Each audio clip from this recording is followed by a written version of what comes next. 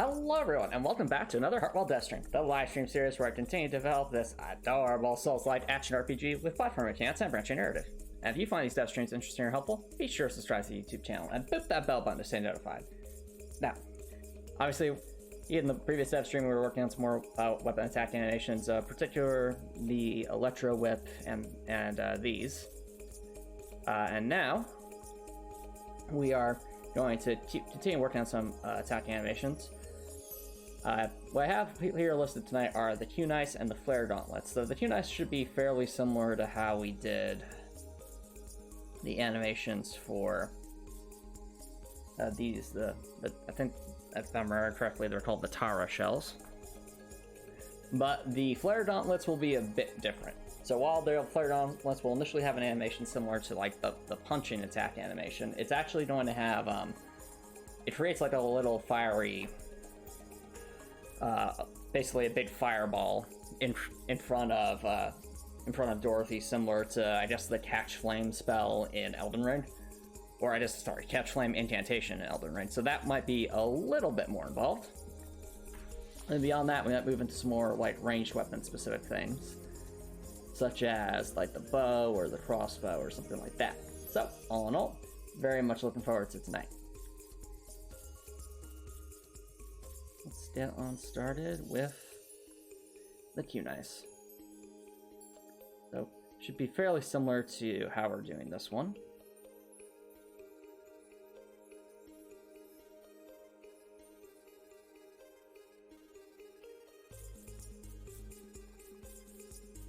Start out with, let's move this over a bit. Give ourselves some more room to maneuver. Right. Thus begin the copy pasta. So, well, I'm calling it a copy pasta because at this point now we actually drawn a decent variety of at least melee attack animation, so that gives us a lot to work with.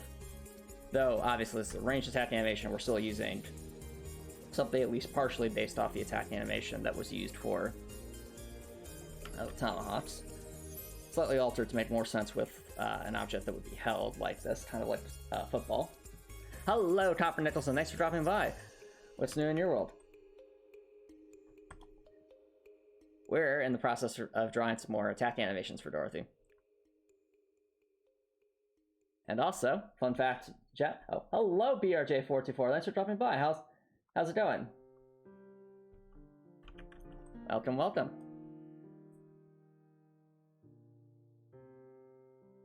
Cool. I see you need to bring home some buttermilk. Okay, sounds good. Doing good. How about you? Oh, I'm doing very well. Thanks for asking, BRJ424.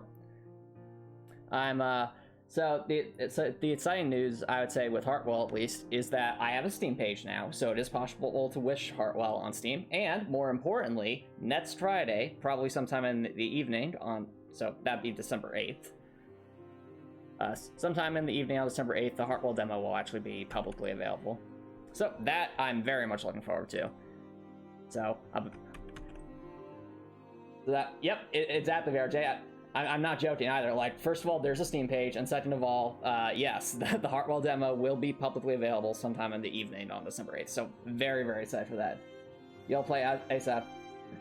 Nice, VRJ. I appreciate it. And if you play it, make sure you join the Discord server too if you haven't already, because that's like the best place to provide feedback. Like, I have a whole section of channels dedicated to Heartwell. Some will be like, if you find something you think's a bug or a glitch of some kind, you can post it there. Or if you've got like, you just want to talk about Heartwell or things like that, well, dude, congrats, by the way. Thanks, VRJ. I've been working on this for I've been working on this game for over 3 years now. It's wild to think how far it's come since then. Because when I first started developing Heartwell, it was barely just like a bunch of rectangles and me just seeing what I could come up with. And now it's become this. Like a pretty significant, 3 years. I've been working on this since I think March or April of 2020. Because giving a little bit of backstory, when I was working on towards the end of college, I was trying to think of what I would want to do, in my free time outside of work. And the thing that I kept coming back to is how much I loved developing video games. So I started, I know I had gotten, especially in college, I felt gotten burnt out with trying to make video games just because it's like, the passion wasn't really there, and it felt like what I was making wasn't something I'd be like as invested in at that point. And I definitely had some growing to do as a developer and a writer that I didn't even know I needed to learn in college. But with that hindsight now, back in at that point in my senior year of college, well, with only a few months till graduation, I decided to start working on a game with only 2 rules. The first rule is that if I was trying to design a mechanic or something and it just wasn't working within my skill set, I would drop it and move on, as opposed to like spending months upon months trying to get a mechanic to work that just wasn't quite working as intended. And the other rule I had was make a game that I would want to play. So in other words, like the finished product would genuinely be something that I would want to play a lot. And so the end result is this. Yep. Yeah, besides that, speaking of games, BRJ, are you working on any programs recently that you're interested in? Because I know, like, in the past, you really enjoyed programming. Oh, and also, chat, this song is our jam. Anyway, I've kind of been on a little tangent here. Right now, we're going to be doing a throwing attack animation, that being for the Q-Nice. Let's start with that. Attacks and weapons. Keeping on.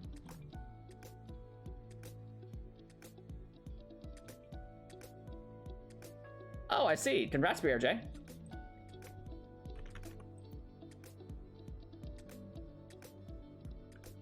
Hope you enjoy your retirement. Okay, looking at how Dorothy like holds the tomahawk. Yeah, it's kind of like she's wrapping her hand around it, so let's go.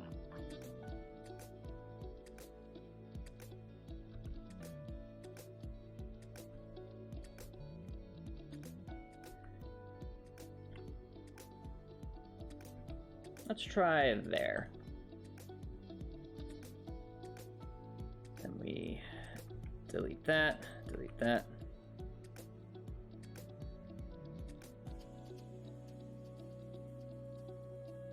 Yeah, I need to switch those 2 colors around to make it look more like her hands wrapping around the object.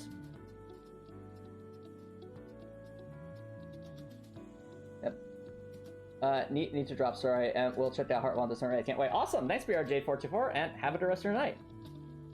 Also, congrats on your retirement.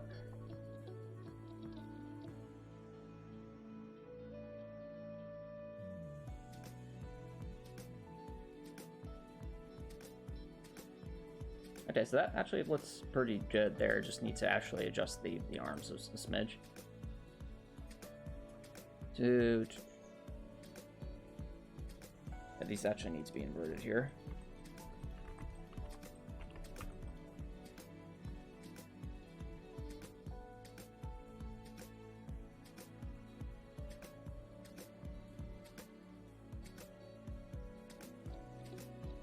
Did it look right the other way? I actually kind of like it this way, so we'll kind of leave it like that for now. Now let's move this over here. Yeah, I'll say that trying to do the draw the animations with flare gauntlets will be interesting, because essentially I have to draw like a little explosion in front of Dorothy, so much like the catch flame spell in Elden Ring. But we'll cross that bridge when we get there. GME. I forget what that abbreviation stands for, Copper Nicholson.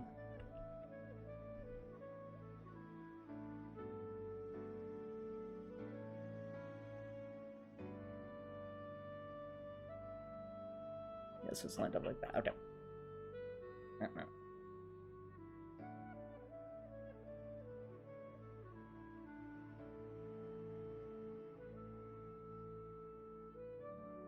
Let's try that.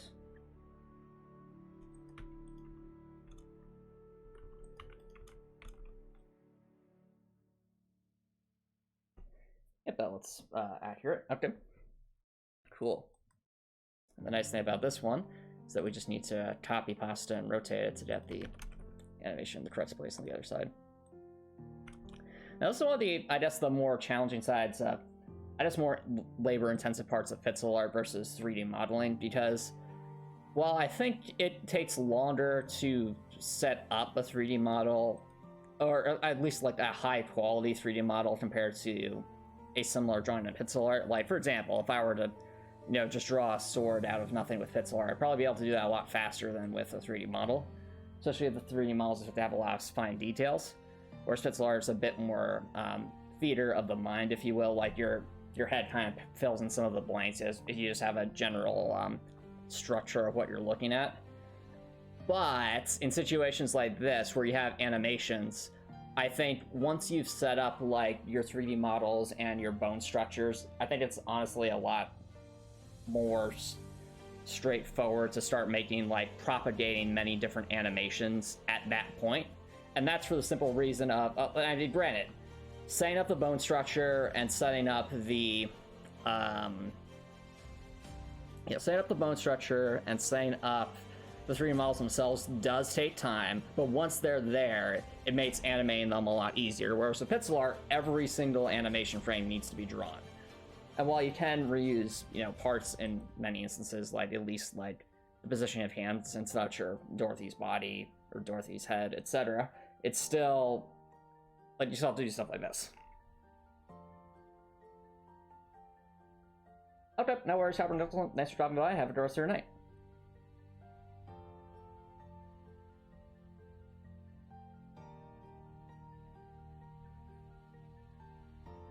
Yeah, I keep looking at the Tomahawk animations, because again, that's like the closest analog we have here.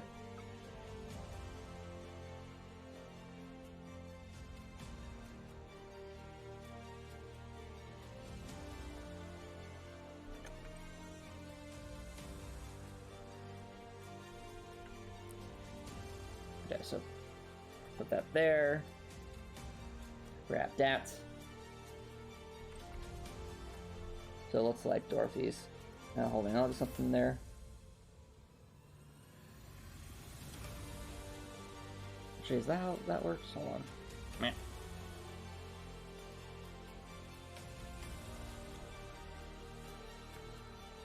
Yeah, and then the rest we just paint over a little bit.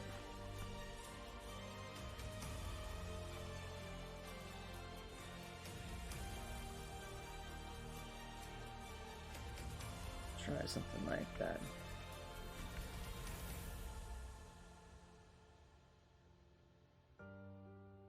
We slowly but surely line everything up. There we go.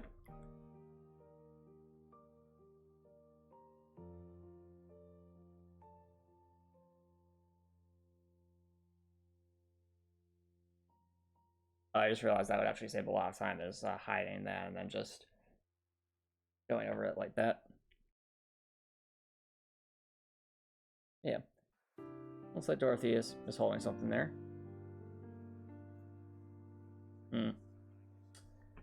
Now, I'm trying to remember, are kunai like... Are they like pointy, kind of like a crystal, or... I don't know, I have to do the list in a second, chat. I mean, I guess they kind of are symmetrical in multiple directions, so it would kind of look like pointy no matter which way it's rotated. Yeah, okay. Just making sure, because I was like, wait, do I need to make it flatter on one side? No, that's not how kunai are. And we're calling it the kunais because of course, of the animations like that.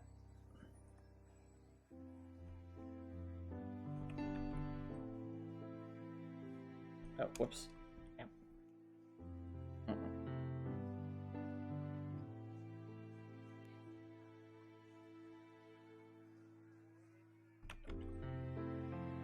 Remember what frame I put this on. Ah, there we go. Perfect. Okay. Now, the nice thing about these middle frames here is we just rotate the weapon 90 degrees, like so. Move it down, just adjust. And there we go.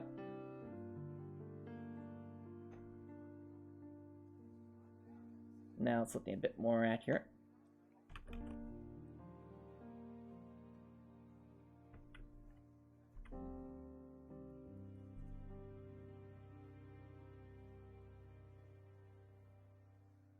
Oh, actually, we do need to move it slightly to the left. There we go.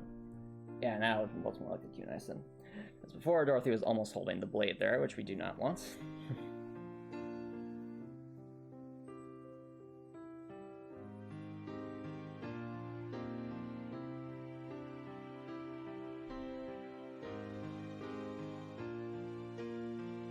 Yep.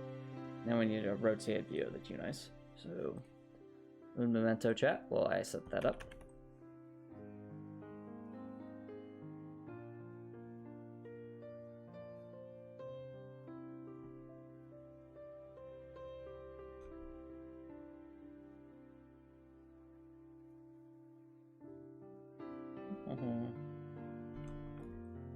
Grab that, go to the image rotate button.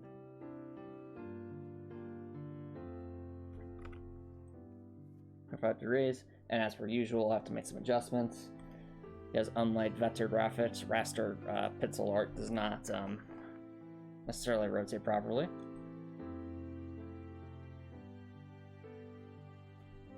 Using our, bring it over here for the moment. Using our QNI as our go by. I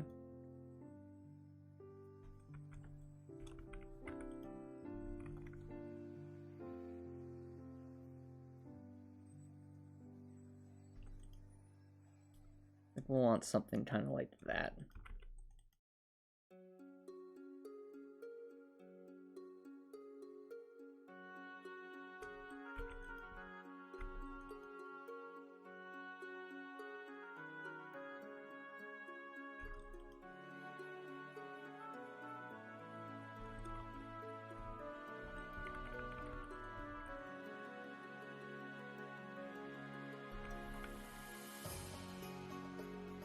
Okay, that kind of works, giving it kind of a thicker outside edge.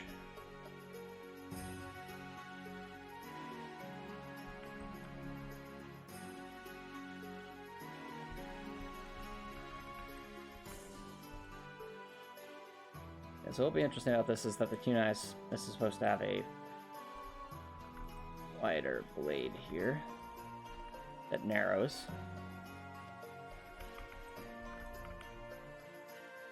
I'm gonna try my best to get this right.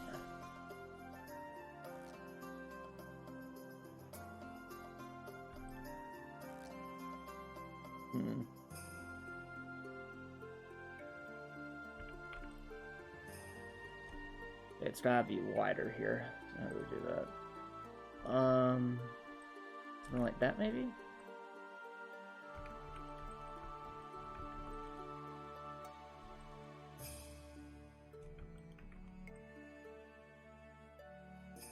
So it's 1, 2, 3, 4 tall, so 2, 3.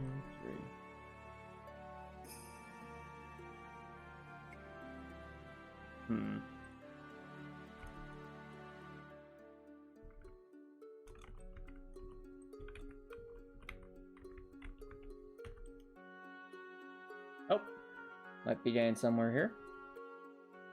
Might be.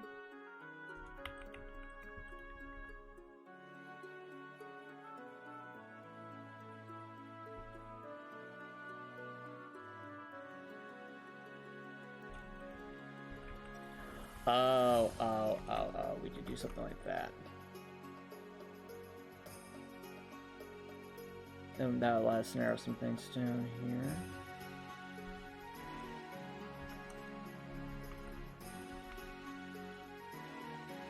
Hey, I think we got it. Or at least we got something close to it.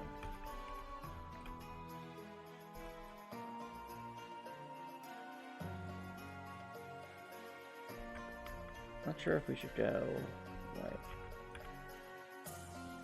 Oh, that's too narrow. I have the feeling if we go further up, it's just gonna make it seem too narrow as well. Yeah. So I think that's the best happy medium there.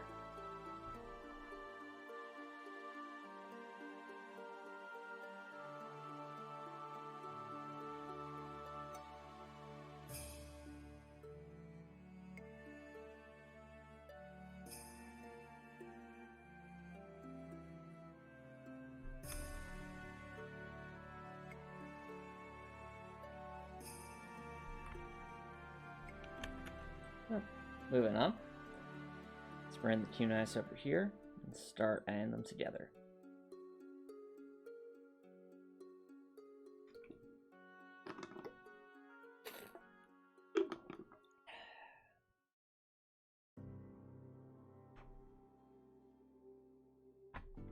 For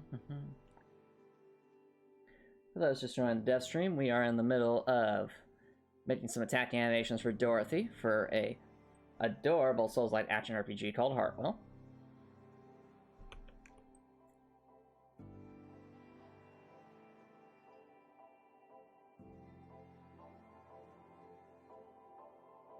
Okay.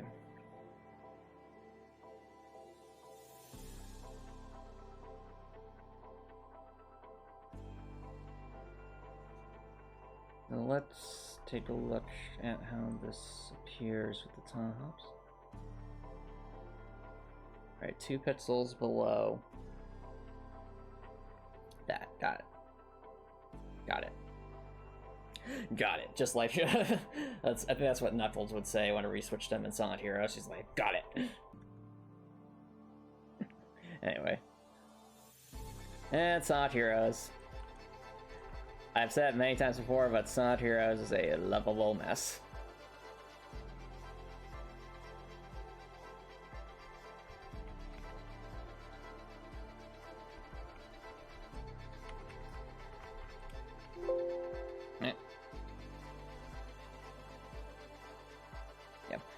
Now, that's a little pro tip we have here, chat, that I've just seemed to have learned tonight. If you turn the invisibility layer off when you need to hide certain pixels here, provides a great way to actually, well, you can essentially select the area you want to delete like that, reappear that, and you'll have the right area every time. Now, I'm not going to do that in this particular case since I know it goes to there. Otherwise, that helps quite a bit.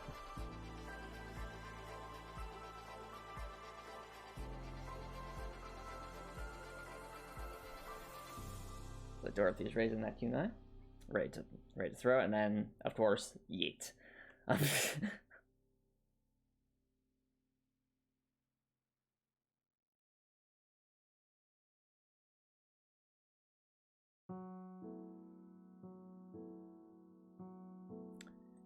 Okay.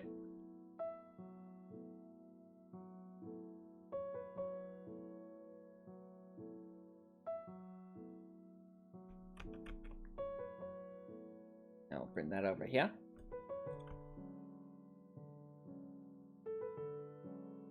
Just like so.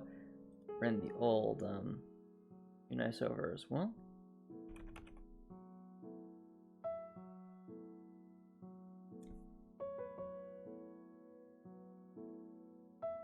And you know what else is fun about this chat beyond just these animations? Because this is a Souls-like game, every single one of these weapons is going to have some lore attached to them that'll be in the item descriptions. So it's going to be a lot of fun to expand to write those specific lore descriptions for these weapons. Now, granted, I have had to do some story. Some story we're going to even come up with some of these weapons, but it's still going to be fun to actually tie some like very specific lore to some of these weapons. Like maybe some of the weapons might have some lore for like specific characters that are either in the game or just referenced in the game, kind of like how in like the Souls games in Elden Ring, there are characters that you never meet that are not physically in the game but played like a massive role in the story, or perhaps like in the story of like the land you're exploring. I always found those stories intriguing. As it made the world of Dark Souls, of the Dark Souls trilogy and Elden Ring feel much more lived in when you actually have like this whole history behind different things that you're seeing.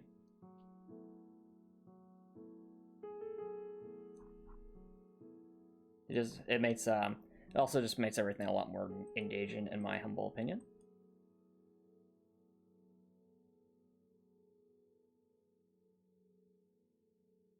Okay, so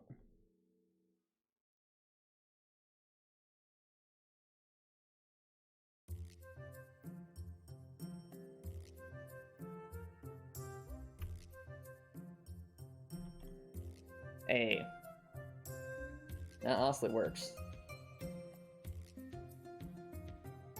As Fee would say, you look like a bunch of princes is dressed up from a children's book, but it kind of works. Okay. Well, that's the Q-Nice done. So just another weapon where Dorothy just tosses something at an opponent and hopes it works. Let's cross that one off the list for tonight. So, just writing down some other potential items to work on. It'll be interesting. Quite interesting. Quite something, as they would say.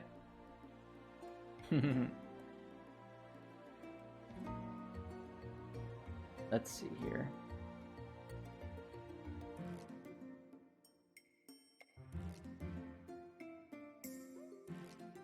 Okay. So, besides the obvious, you have to work on the flare gauntlets. There are a fair amount of ranged weapons that we did. We could work on.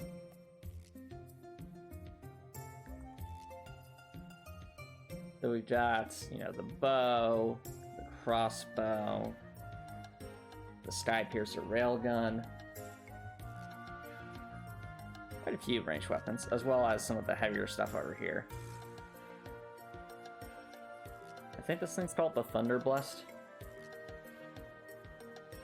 And this is the, those are the harpoons. And each of these would have sort of like a different kind of attack animation. I mean, I guess the crossbow and railgun would actually have somewhat similar attack animations, but that's not where the similarities start and stop. But it's time to round off some of the melee weapons. I mean, there are other melee weapons here, some like much everything's like the Hammer of Storms or the Cyclamore. Those weapons are heavy.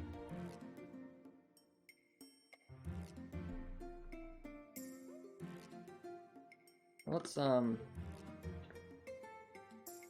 actually, there's the Icicle. I forgot about that one. So that's actually this thing right here. You might be saying, what is this? So basically, it's like this range that you throw like a frisbee, and as it's rotating in midair, it actually spawns these very icy spikes.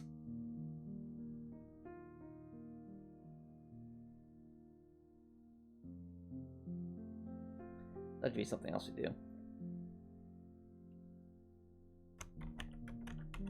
So might as well take this moment to write down the various items we still have left to complete, because there are a bunch of weapons here. We don't want to lose track. We have the Flare Gauntlets, the Icicle, the Landmine. Might be helpful just to... something like that. Yeah. There we go.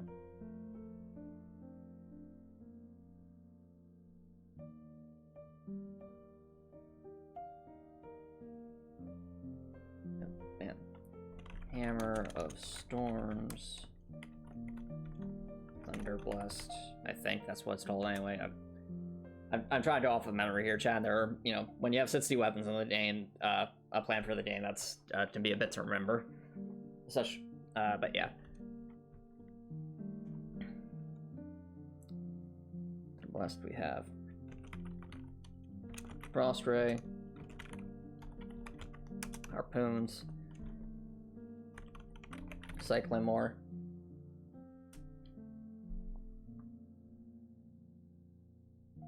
We haven't done the Scythe yet. The Scythe is like one of the more fundamental weapons, and I mean fundamental isn't like one of the more basic weapons, but still, it's just like, you know, your sword, your spear, and all that. But that's some unique attributes to it, so I haven't done the Scythe yet. That'll definitely be a fun one to draw, because the way you actually hold a Scythe, it's not like holding other polearms. You actually have those little handles. It's meant to be a farming implement. So we have that. We have the bow. Let's go over. Shift our focus over here for the time being.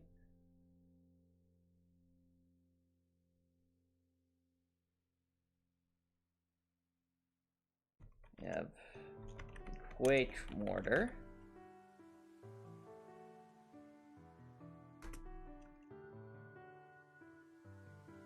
We have the Incinemortar.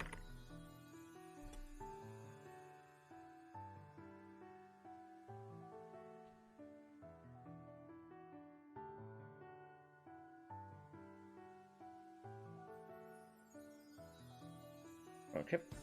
And then we have Sky Piercer. We have the crossbow. Yeah. Okay. So all in all, chat, you're seeing here, yep, just looking at that number counter here. You're seeing here, not including like the default weapons from the demo. This is like, you know, 25 of weapons that would be available in the full game. So there's still, you know, there's quite a number of, there are some weapons that are spoilerly, and I'll try to keep under wraps until the full game's released. And then there's there's obviously some weapons where I just haven't drawn the artwork for them yet. But yeah, still, we have a nice little list here to work towards. We are definitely reaching towards the point where we're getting into some of the more unique weapon attack animations. So let's start with the Flare Gauntlets, because that's an interesting one, where we're kind of starting with the fist attack animation, but then we're going in a bit of a different direction.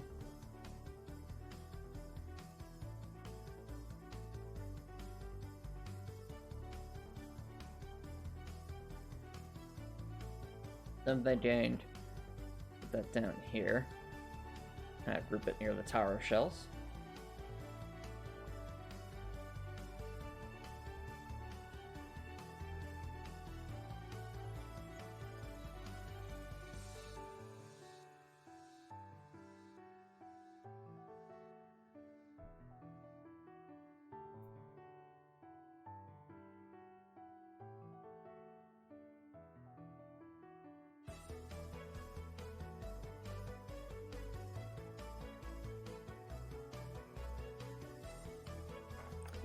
So the interesting thing about the Flare Gauntlet animation is it's going to be probably make it slightly longer than the fist attack animation, because the actual thing that's doing the damage is not Dorothy punching her fist outward. It's actually Dorothy pulling her fist backwards. Because the way the Flare Gauntlet works is when you punch forward, it releases like this big spray of flammable mist.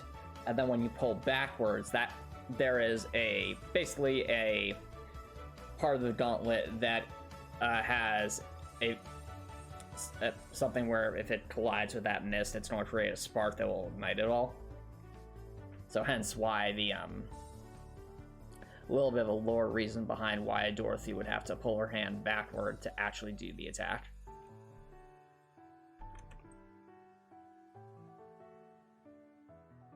Now, is that a bit of an anime explanation? It is, but anime is fun, okay? Like, if it's cool and it makes sense within the context of your fictional universe, why not? Like, that's...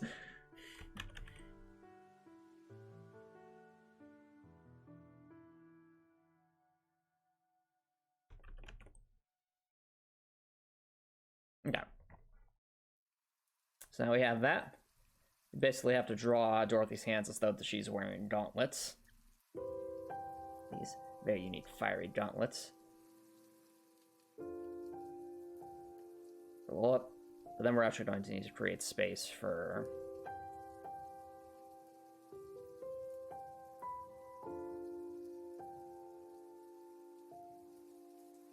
So she punches forward and then is just going to pull her hand back very quickly.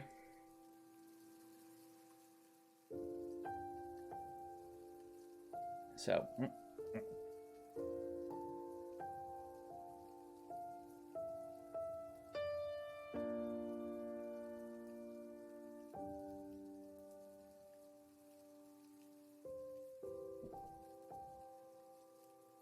Yeah, so basically, I actually need to make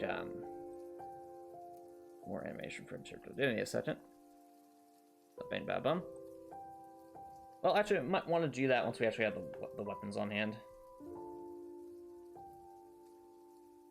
So, first we're essentially going to do the first half of the Flare Gauntlet animation, which is just the standard punching animation. But then we are going to copy these down here, give it a little more space because we need to actually make an explosion. Or draw an explosion, I should say. I'll probably do something similar to what I did with, yeah, with the fist explosion. Not fist explosion. The rocks shrapnel upgrade, which has an explosion kind of like this. Just a nice little ring that expands outward. Except on a larger scale, it's a bit more like a big fireball.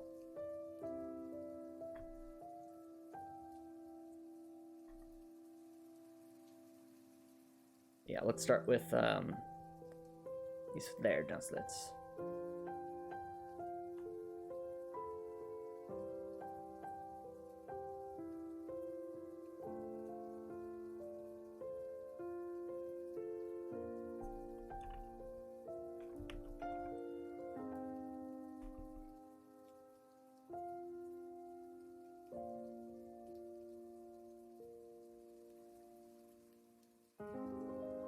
Alright, grab the flare gauntlets. Bring them over here.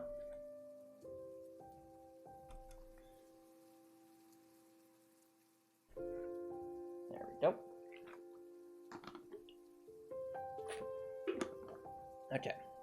So think about how these gauntlets are designed. Essentially, we want to pay most attention to this section right here. That's what's, you know, the hands, parts of the hands. I think based off of the color scheme we have here.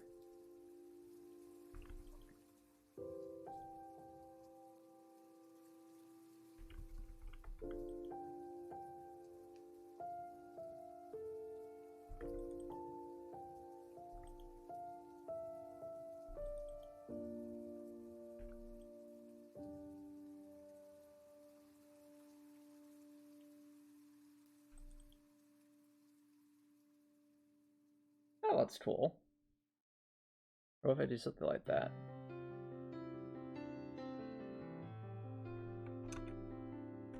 That does look cool, because now it's kind of like a true fist weapon.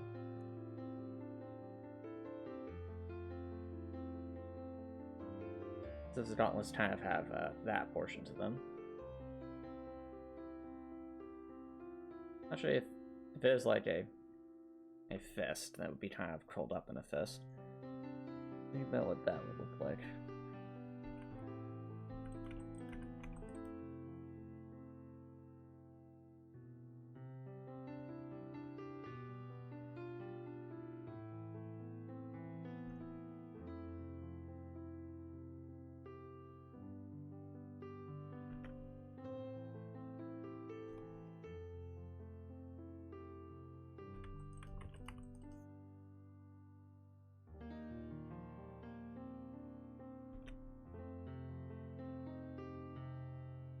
Yeah, it should be holding her fist kind of out like this. That makes sense. Do I want something kind of like that? I'm being very meticulous about this chat, but I want to Well, it's better to do it like that. Okay. So I basically decided, like, okay, so if I were wearing some kind of metal gauntlet and holding my fist out forward like that, what would that look like? So it kind of looked like a mitten. Then we bring that down here. We're going to see the gauntlets a bit more.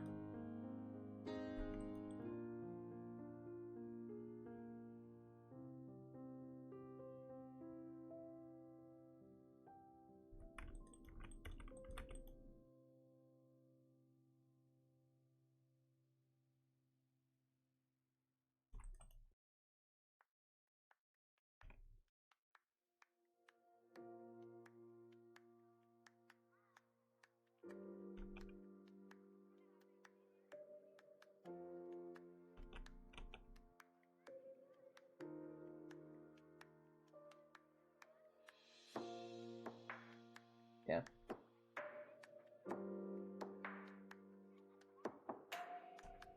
Actually, gauntlets can be kind of beefy, so I made Dorothy's hand look a bit beefier.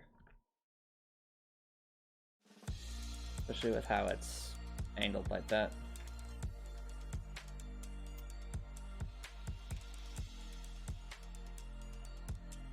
I'm just gonna invert these for a second.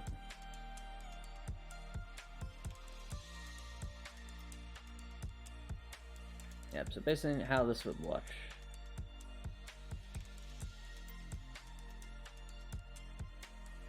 It'll see red there.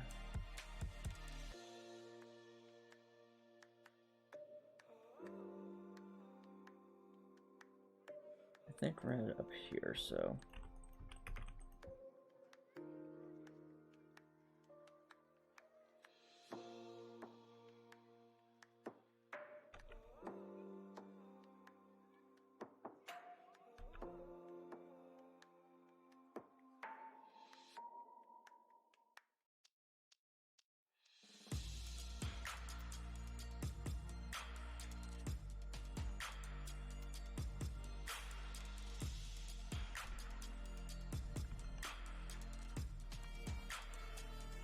Actually, that kind of makes it look more like a gauntlet there, so we'll go with that.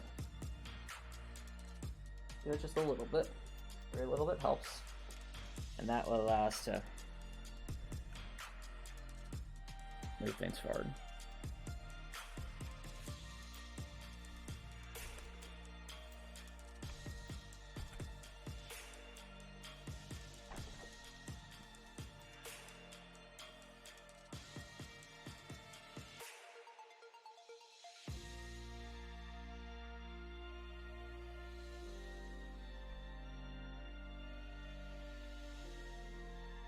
I think here how these are oriented.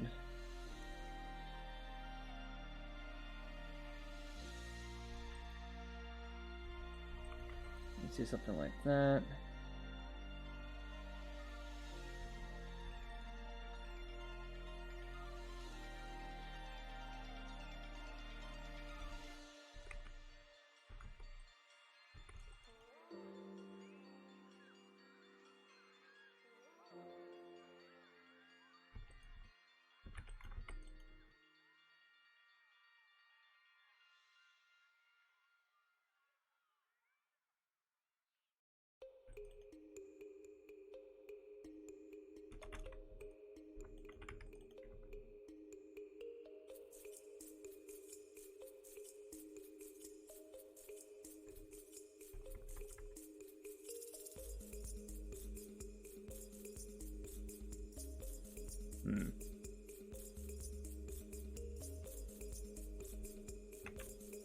Let's try to make this look like someone's held a gauntlet and punching forward.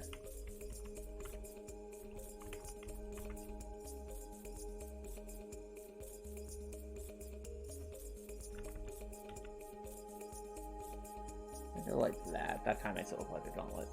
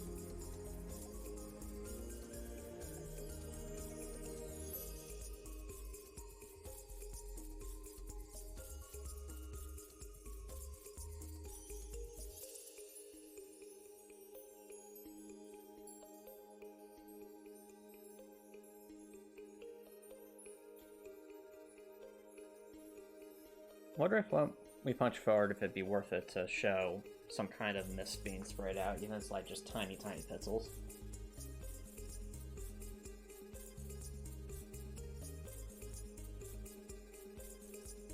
For that, we'll need to make some adjustments.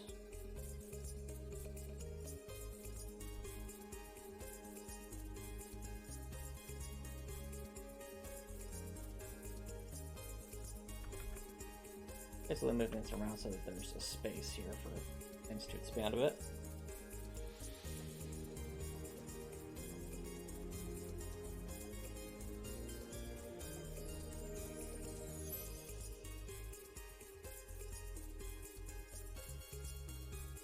Like that.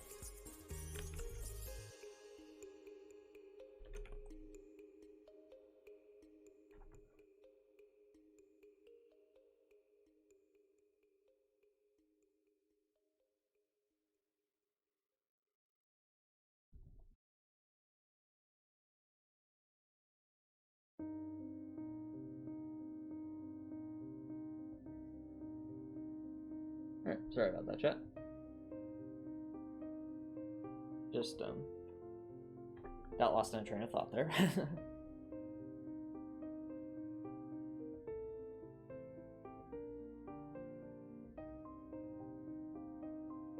Let's first try seeing what we could do with some kind of mist.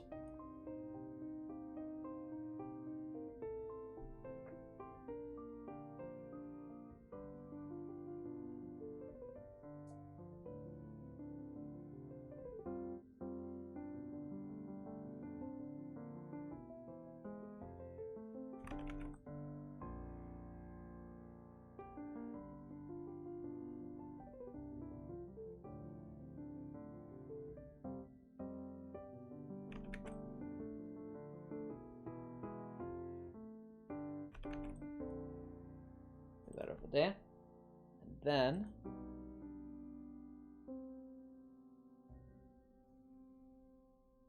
grabbing the player gauntlet.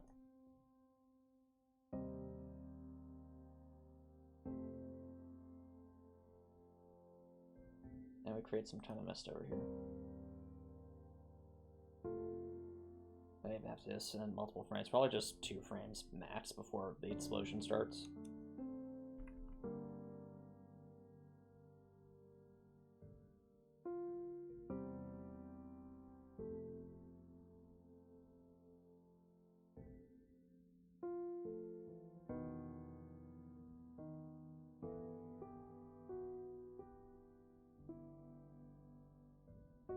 This mist would be kind of like...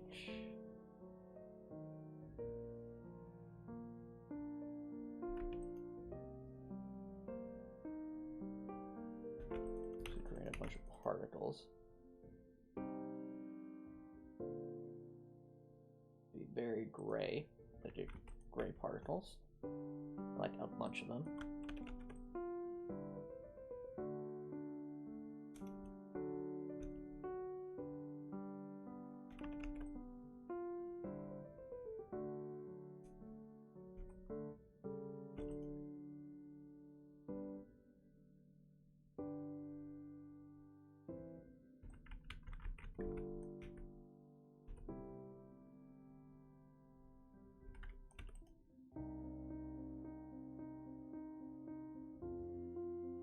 Let's try that. Alright, sounds good. Have fun at the gym, Copper Nicholson.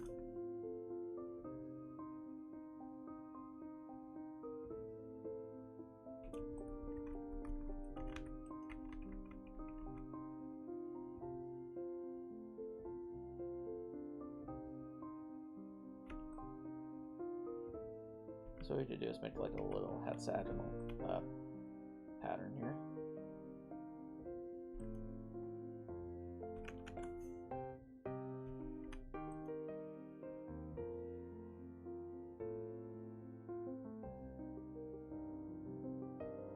Oh, actually, that could work.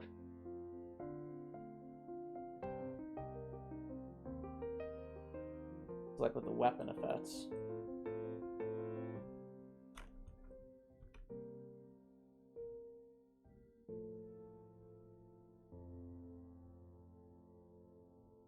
is it's punching outward.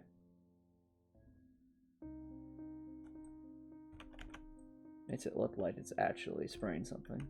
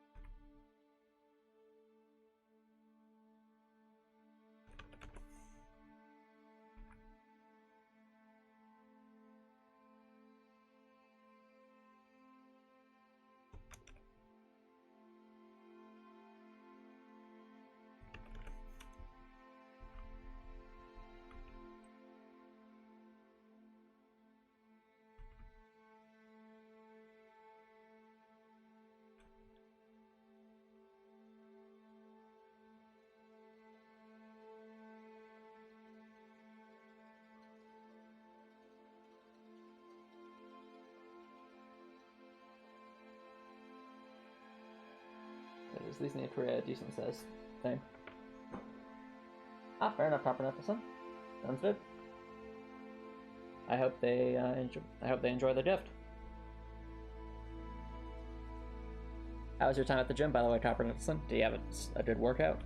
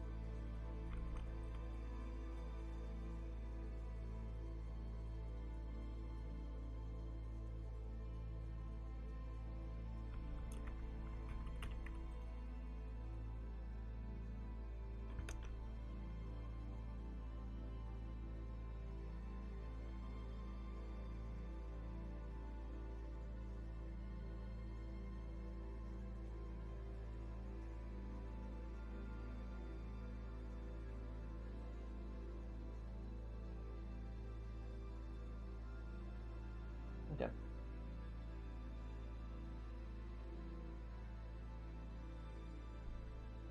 Well, I hope she enjoys the Copper Nicholson. Hope she enjoys the gift.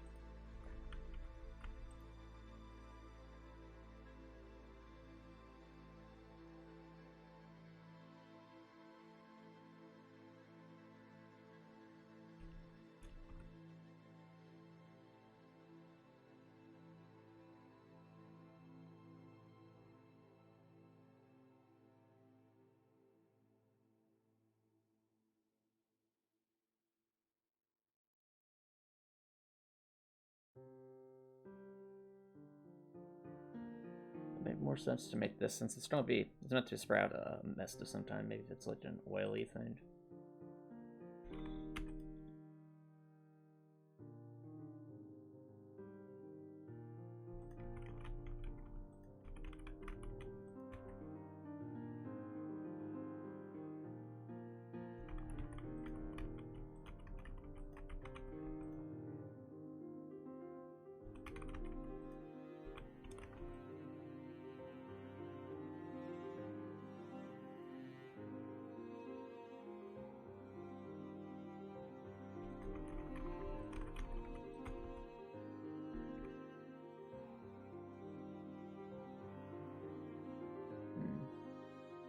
Well, would stand out more, but I think keeping it a lighter color might actually make it seem more like a mist.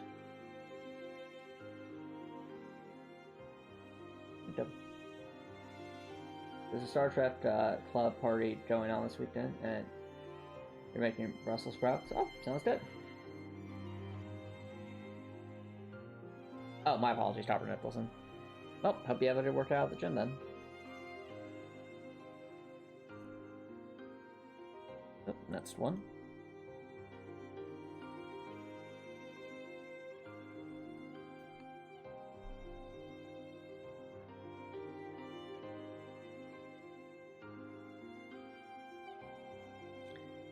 The good thing about this, the way this is structured with the mist spraying out, is I think the actual explosion effect should be symmetrical no matter which direction Dorothy's facing. So that if I just draw the effect once, well, I mean, the spraying part will be different, but like if I can just draw the actual explosion effect once, I think it'll be in good shape.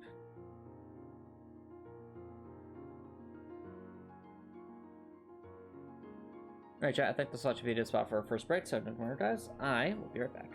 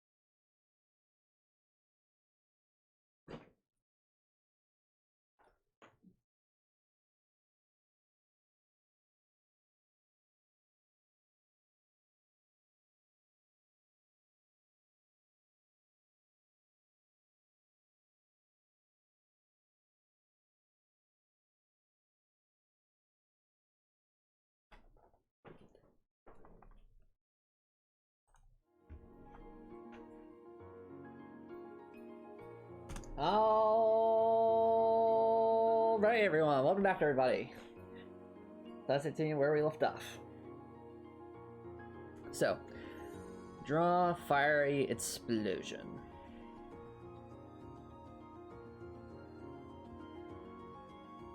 Eventually, we'll draw.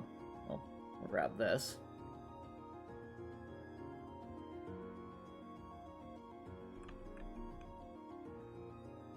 Basically, that's Dorothy's animations.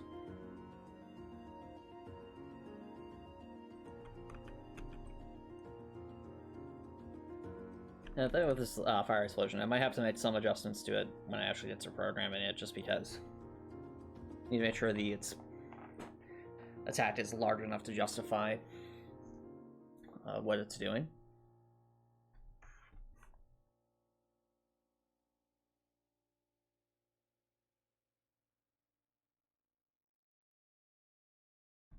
All right, are we excited for the fan club party, Copper Nicholson? Ah, and our jam is back, Copper. Our jam is back, chat.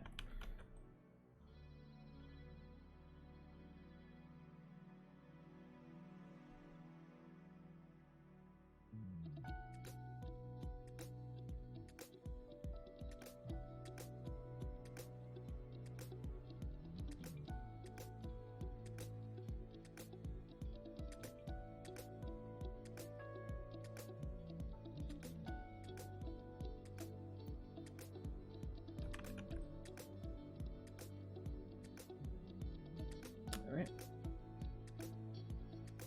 Let's grab these. There.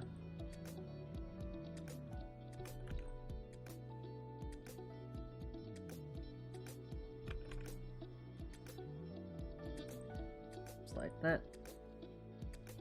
Move things over so we can start working. Nothing like that, Copper Nicholson. So the stuff that plays in the background is specifically royalty free, so that it doesn't get like have any copyright problems to post on YouTube. So stuff like from Ruby or Stan Bush or anything like that, I wouldn't be able to play.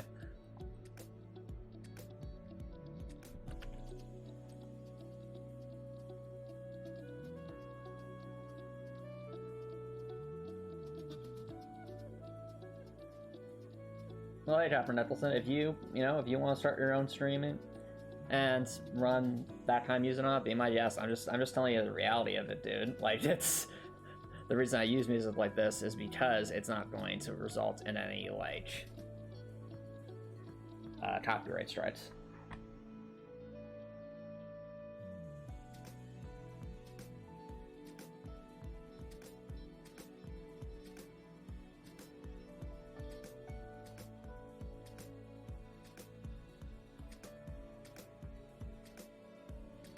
Alright, so now for the actual part where things go boom.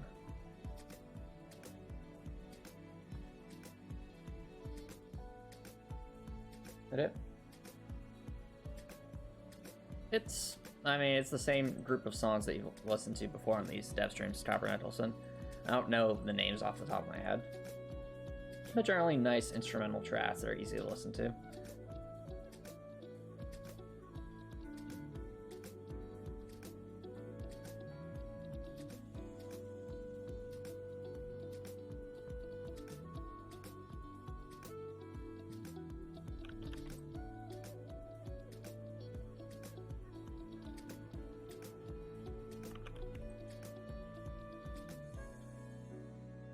Everybody asked me, why am I bringing this down? Because this is going to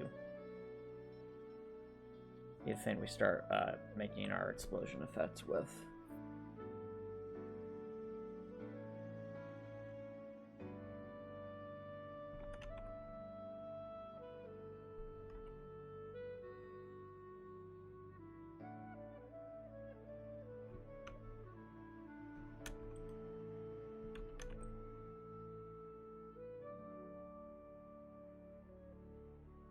Okay.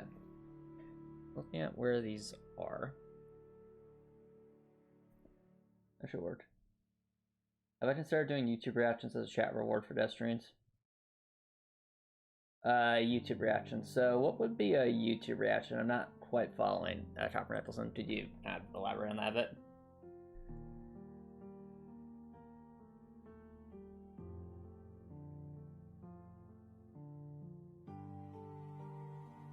Oh, wait, you mean like basically like a meme stream?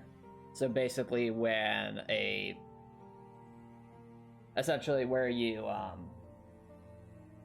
share a YouTube video and like the streamer reacts to it, that sort of thing.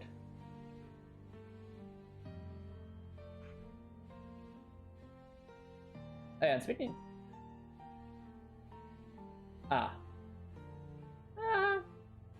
maybe.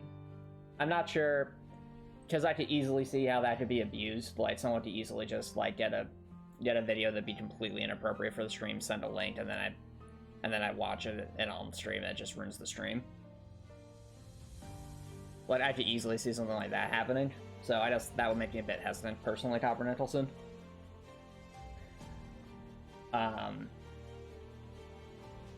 But, you know, you mentioned Rector. How's he doing, by the way? I haven't seen him in quite a bit. Hope he's doing well, though.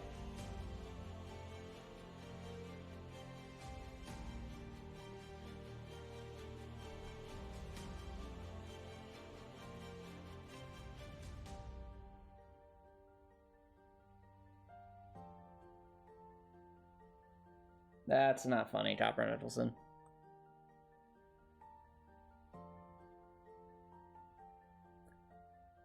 Okay, so first things first, this is a fire explosion. It obviously needs to have a fiery color to it.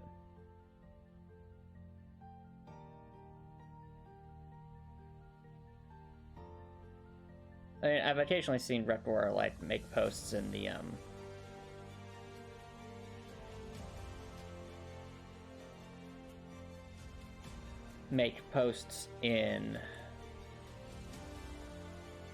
the Discord server.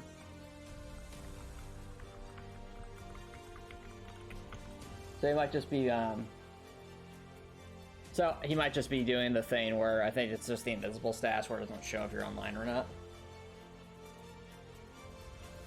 Because I certainly use that a fair amount as well.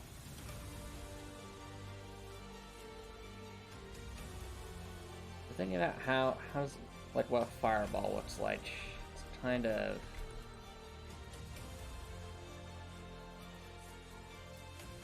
something like that.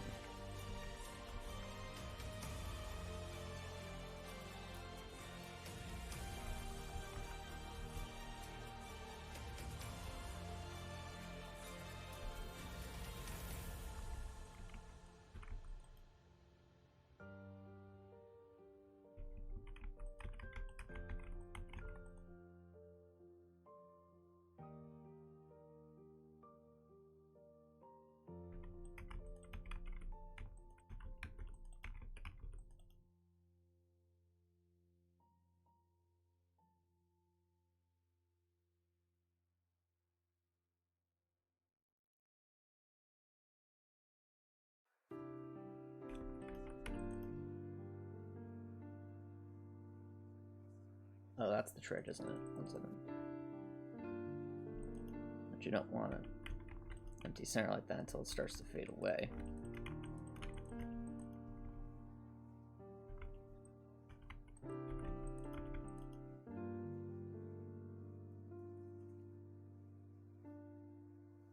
Okay.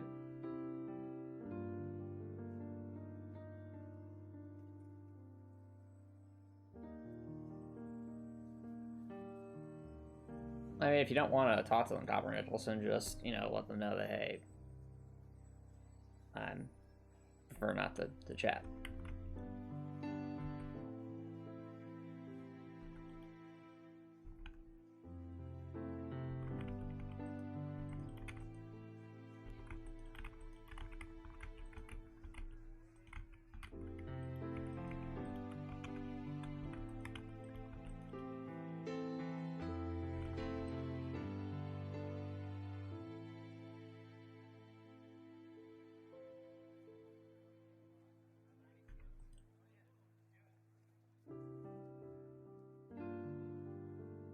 Okay. Who do I think the most dangerous enemy to the Federation is in Star Trek? I would say the Federation. Like, the Federation is very good at getting allies to work together on existential threats, but I think internal threats is where they have the biggest challenges.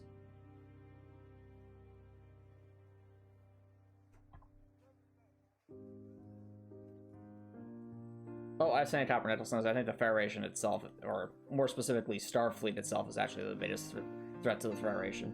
There's been a number of episodes where essentially someone in the higher-ups in Starfleet either does something off the books or tries to, like, usurp power, and it ends up posing a massive challenge in ways that external threats that just can't.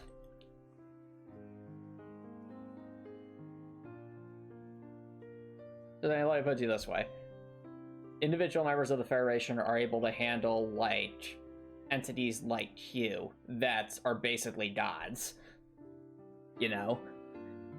Will have, like, godlike powers. Like, they're able to handle that just fine.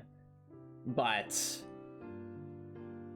on the other hand, like, an internal threat, let's say, I think it was the episode Paradise Lost in Deep Space Nine, that's a much harder thing for them to deal with.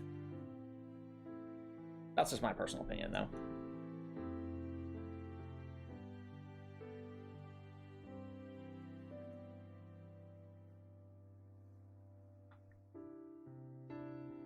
So looking at how this explosion's propagating.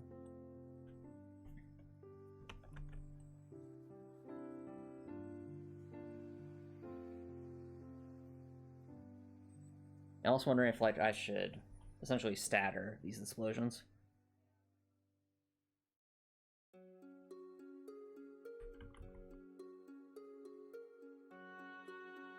Let's move this over here for the time being.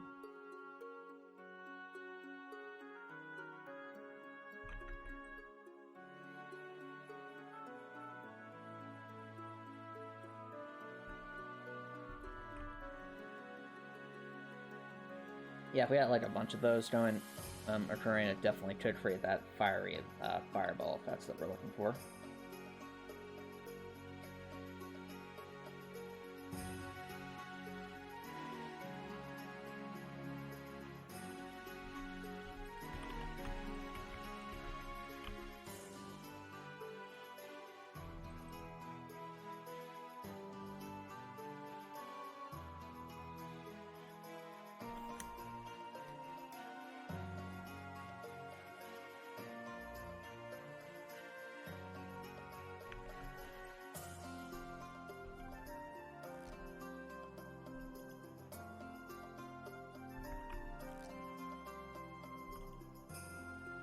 Above around there.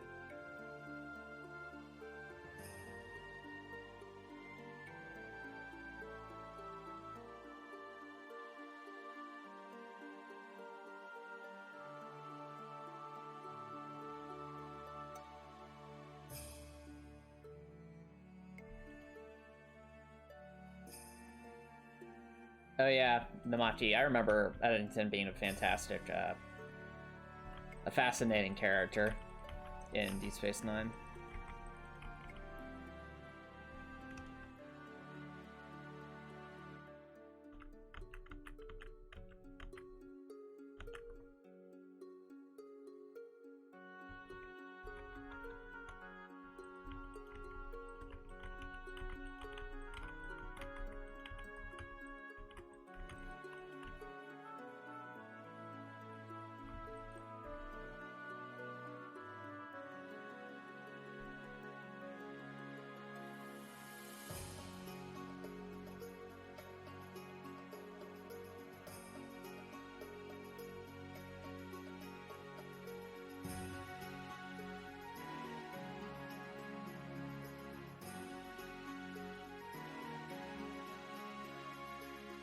Alrighty.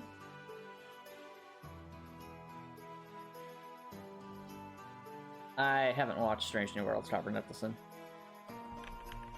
I've heard it's good though.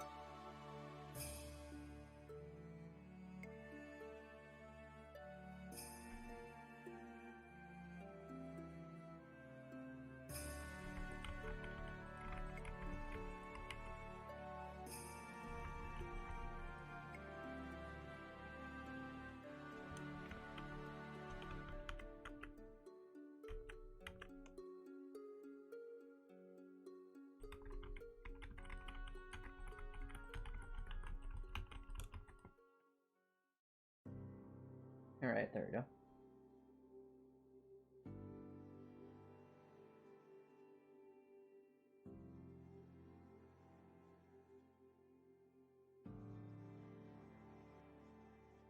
Ah, so spots lights bacon. Interesting. Alright.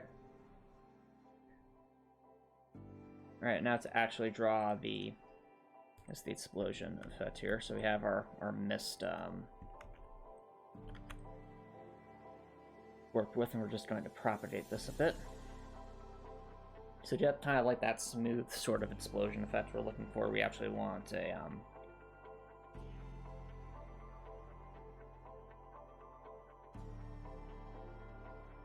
just going to make a series here, chat. So essentially, to get this effect, when Dorothy pulls her hand back, it starts like this chain reaction, so to speak.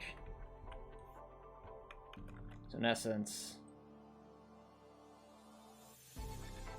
start out like that.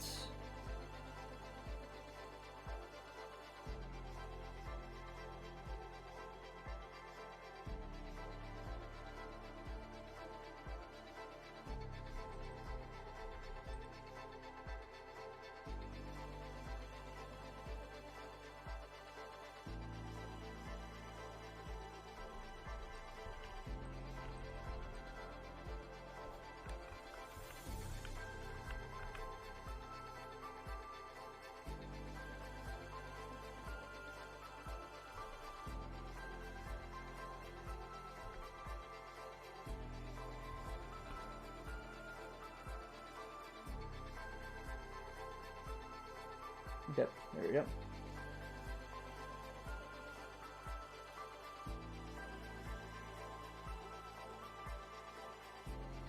Oh, definitely sounds like an episode of Star Trek.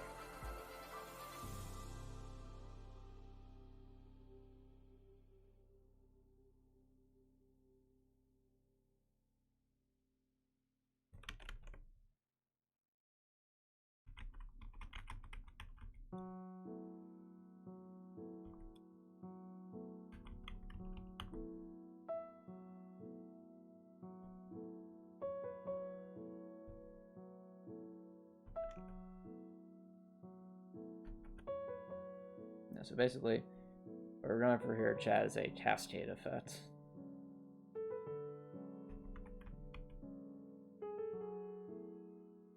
In essence, we take this and then we propagate forward. The subsequent explosions getting larger. This will actually take a fair amount of frames here.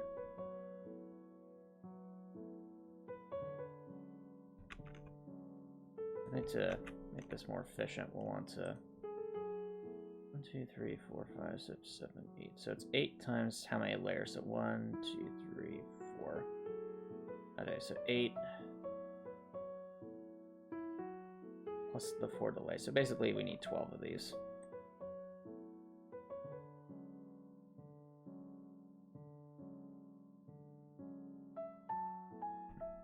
Now, should I all fit this in tile sets to make it easier?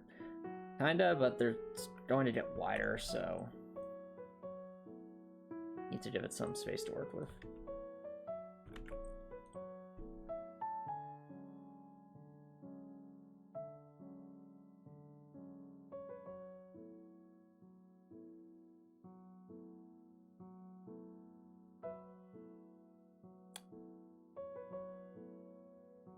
Well, Coppernet, do you remember the Deep Space Nine episode where I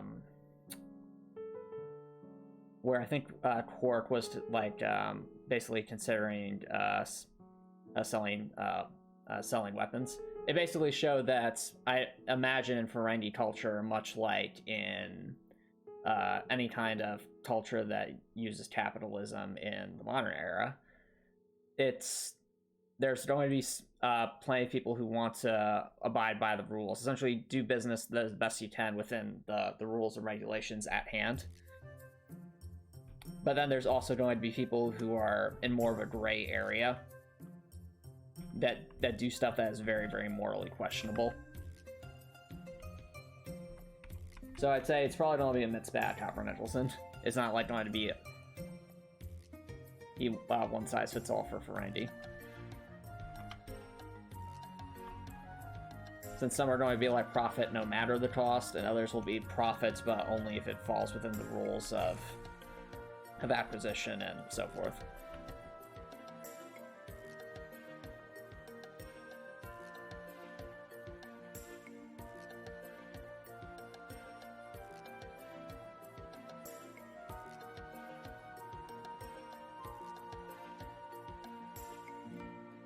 I disagree, Cover Nicholson. In fact, I would argue that Quark is kind of on the more, I guess what I will call conservative here, portion of Ferengi culture. And what I mean by that is, there are times where he does stuff that seems abnormal for Ferengi, but there are also times where he's very much in line with whatever the Orthodox was for a while. I think of like when he was very much against equal pay for females, for example, even though in the end that's actually the direction the Ferengi culture ended up going, thanks to his mom and her helping basically convince the Grand Nagus to go forth with those reforms. Because ultimately it's all about profit.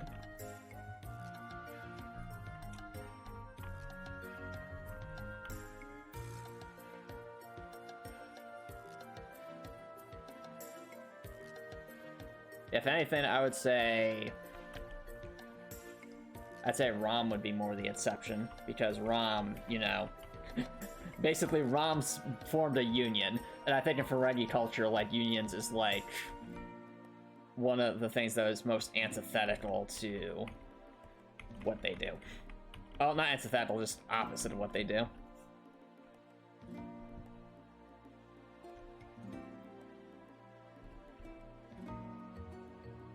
Oh yeah, chat. Look, I think I'm onto something. Look at this. Like, you see the bits of mist and how it's actually creating a propagation here. I just that kind of sort of like a chain reaction explosion kind of thing happening. It's just simple propagation.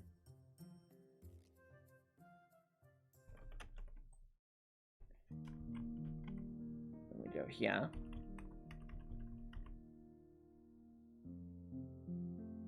It's simple, it's like a big game of connect the dots, so to speak, but it works. Sometimes the most effective things are the simplest things. Oh, wow, I actually can't see it anymore. No! No! What have I done? What have I done? Okay, so what's the distance before?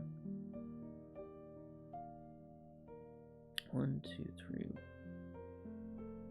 1, 2. Okay.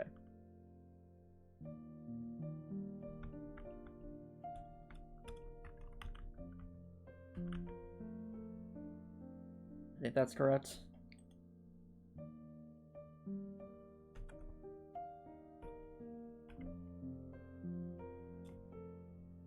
Okay.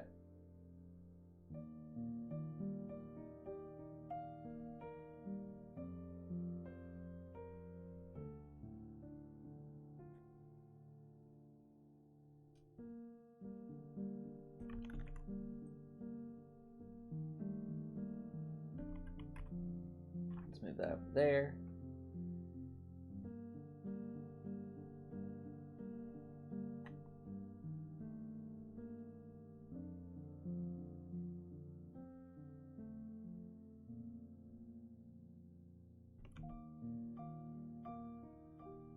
Oh, I'm being silly. Hold on.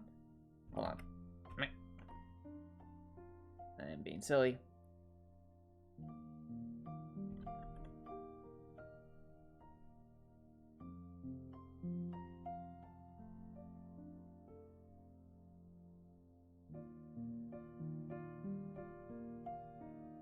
So we go from here and move down 4.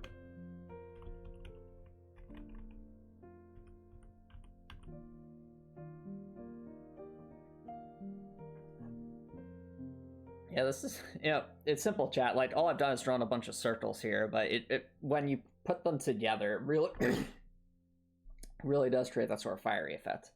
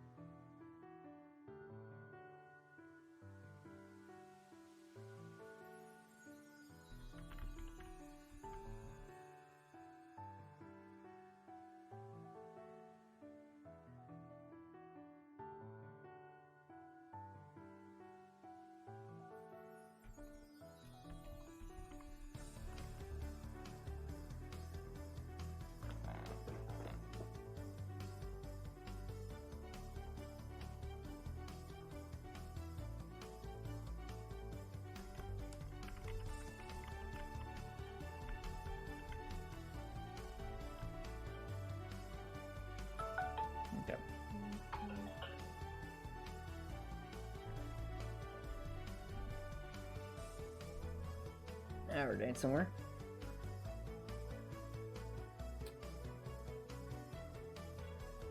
I'd like to speed this along a bit.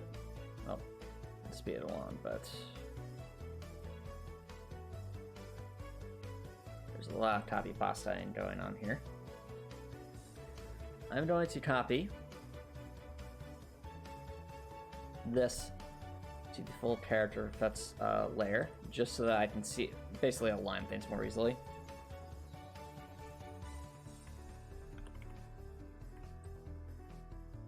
Then for those who are just joining, we're in the midst of drawing like basically a chain explosion that would happen from igniting some flammable mist.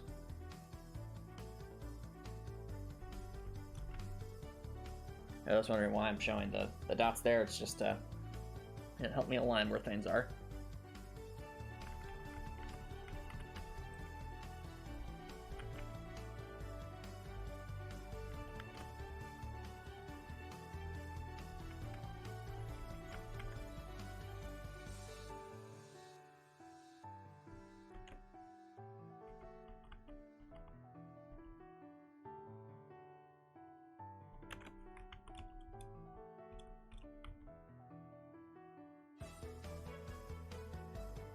Ready?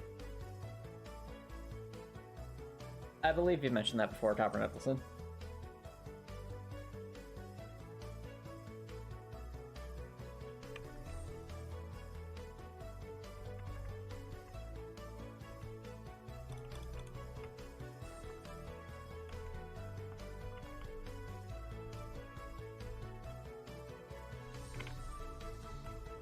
Whee!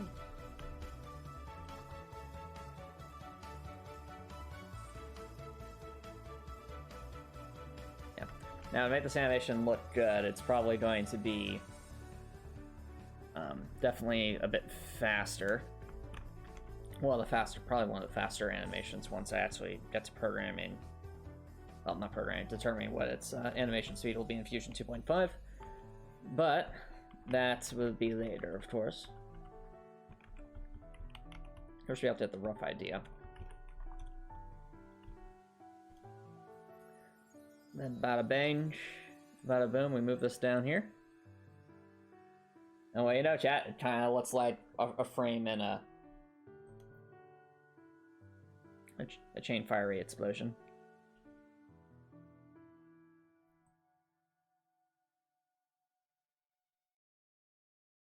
And the idea this is all drawn propagated from a gauntlet, I think, is a very interesting idea.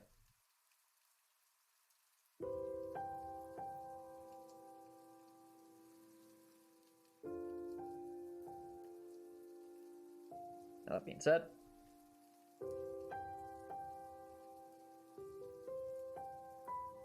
that's part.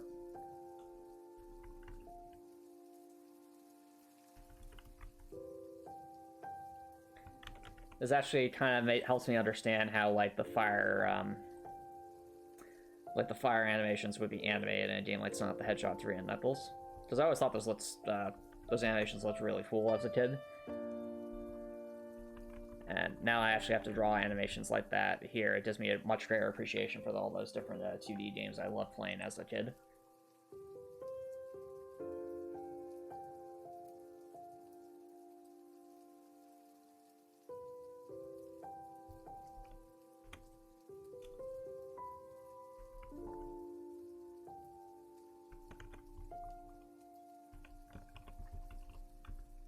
Yep. Let's see here.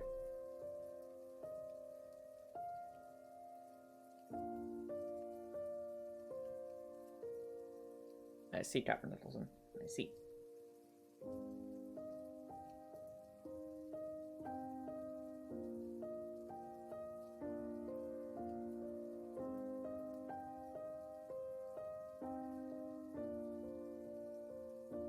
Yeah, the thing about this effect we're currently drawing, it might actually not be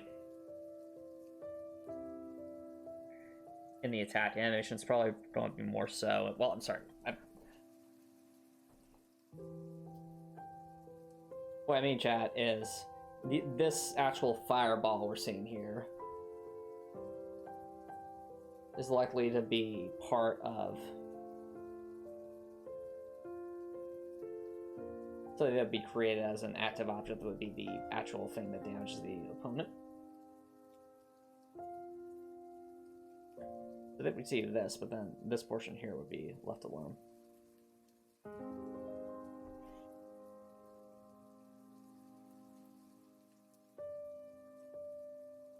Actually, I'm trying to remove that.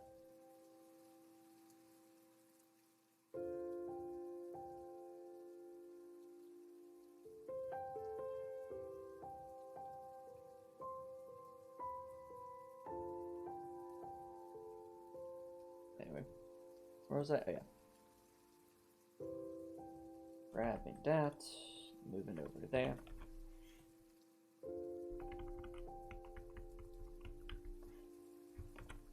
Oh,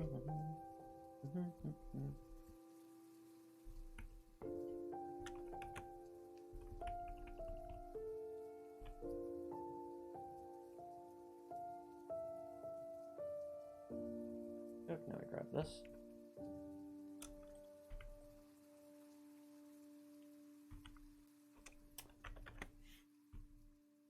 So while I'm working on this, I can't help but think of Wyantha's most recent Dark Souls 3 video, which is really, really funny. Because he was basically making fun of how the current state of generative AI by having generative AI write the script for a Dark Souls 3 video called A Beginner's Guide to Dark Souls 3.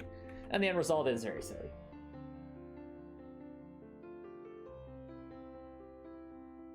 But yeah, 7 of 9 is an interesting character for sure.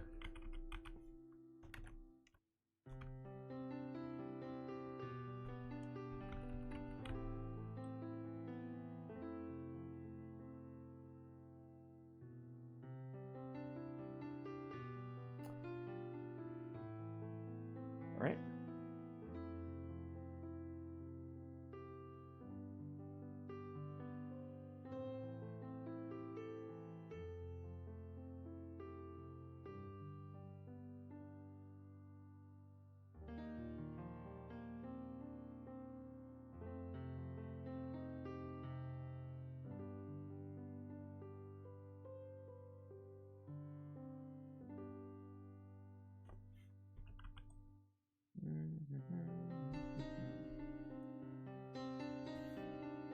Slowly but surely gets in there.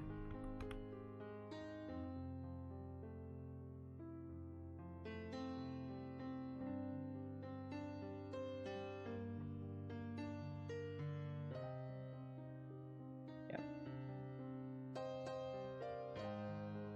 1, 2, 3, 4, 5, 6. 3, 4, 5, 6. Just trying to keep track of which animation to put at which dot here. It's gonna be really easy to lose track of that.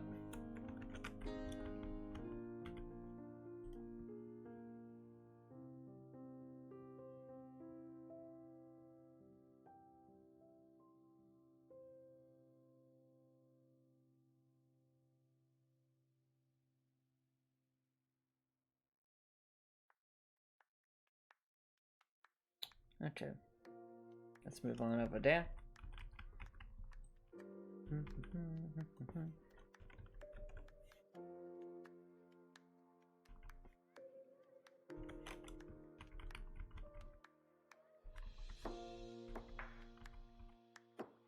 So, Guy names you're looking forward to playing next year, Copper Nicholson? Right now, I'm there aren't any.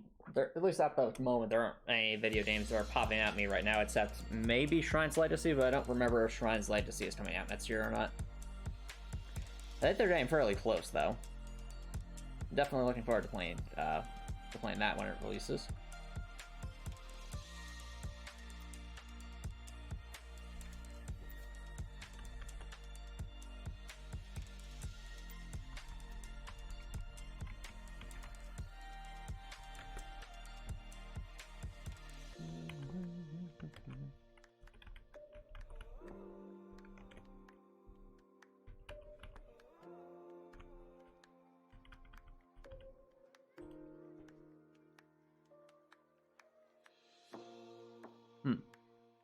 What's going on there? Doesn't look right. Oh, it doesn't look right because... Right? Hold on. Oh yeah, that fixes it. There we go. Now it looks right.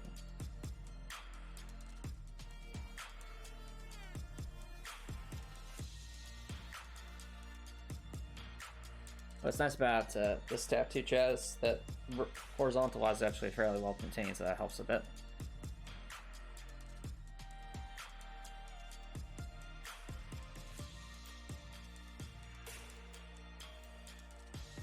Yeah. I wonder if perhaps one of the advantages of this attack is that it might actually linger a bit longer than a lot of the other attack animations. So when you go for the attack animations, it's going to be... Go in there.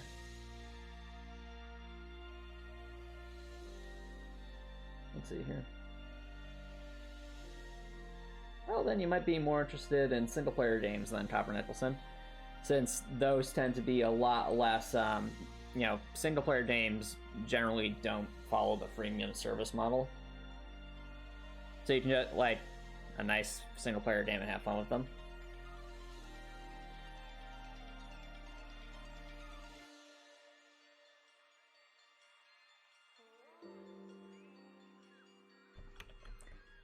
Alrighty, let's see here. Move this up here.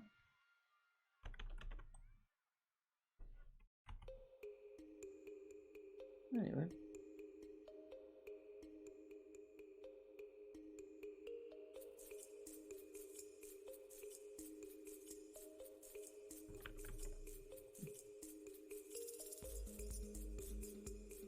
Well, to each their own, Copper Nicholson. Maybe there's, you know, I've certainly enjoyed games, but it's not necessarily for everyone.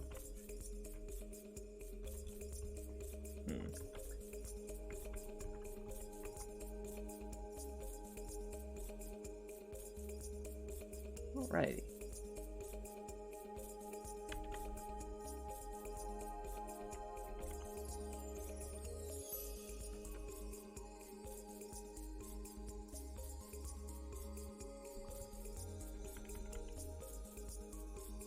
Alright, well, Copper Nicholson, I appreciate that this is a topic that frustrates you, but again, this is a positive stream, so please keep that in mind.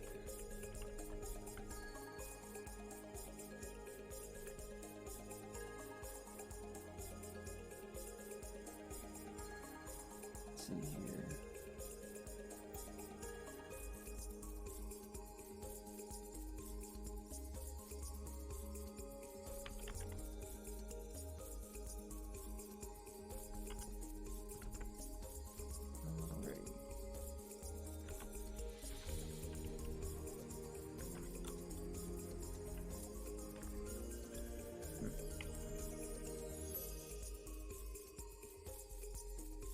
Is it just me, chat, or is like the weather this week been a bit on the all over the place side?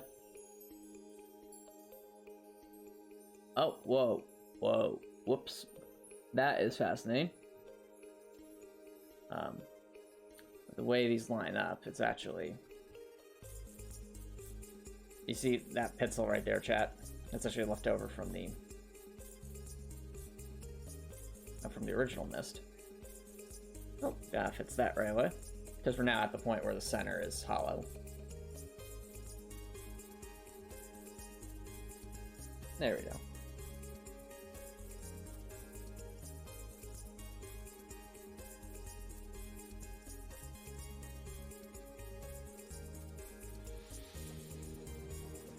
There we go.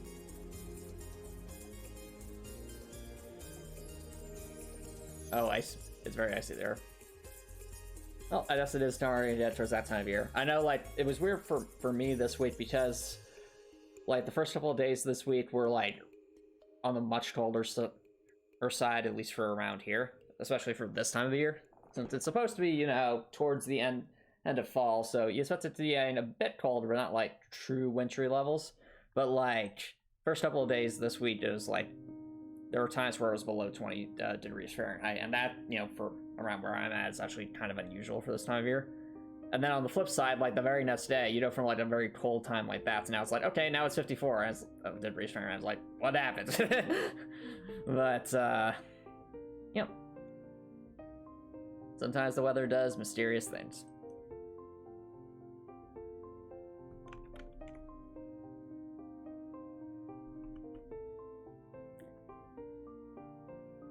All right.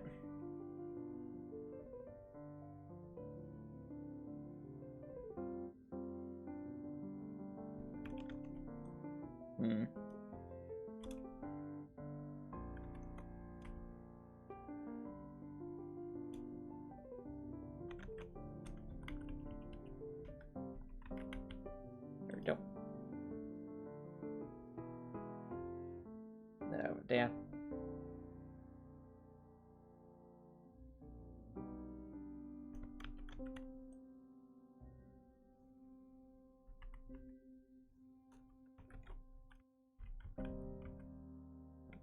There.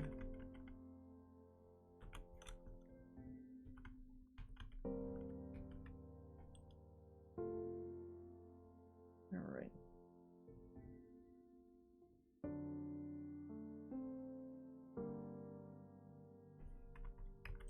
So, for game development artwork, chat, this is probably a prime example of something that isn't difficult, but definitely takes time. So, as you see, like, ultimately what we're doing is just very much moving things bit by bit into place. But the end result is, of course, this chain fiery explosion effect.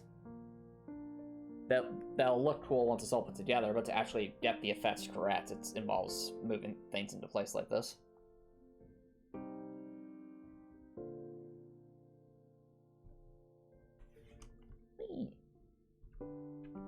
Let's roll that, because once again, it's really making me think of like Sonic 3 and Knuckles, because that game had effects like this that I always thought looked pretty cool.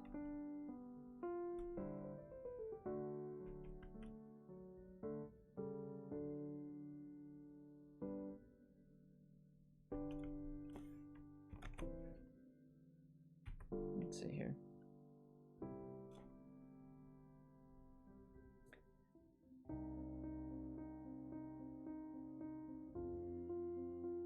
Alright, so I think what I'll do for these next areas, because we're getting to the point where the central portion of the explosion is empty, I'm actually going to start essentially going portion by portion with this effect here so that we can see where things are. What the... Oh, is that how it looks?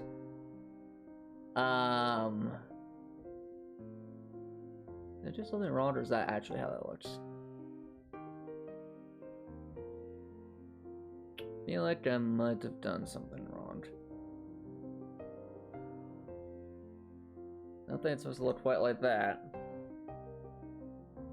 Actually, right there. Wait, no, that is how it's supposed to look. Yeah, no, that's... Right? Yeah, because it would line up like that. Okay, that's correct.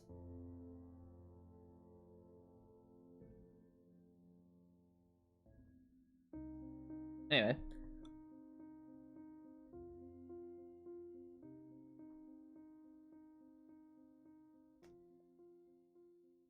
Yeah, so now we're actually at the point where that top portion no longer has anything. It's done through its full animation cycle.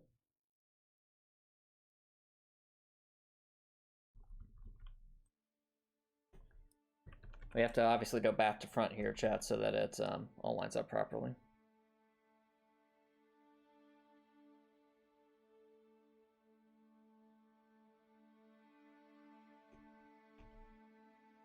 Oh, I've been meaning to ask Hopper Nicholson, how does like the Dungeons and Dragons stuff you've been working on? Since I think remember you seen post about like various character builds recently, and like even on the other stream you did make a post about like just various feats that are in Dungeons and Dragons.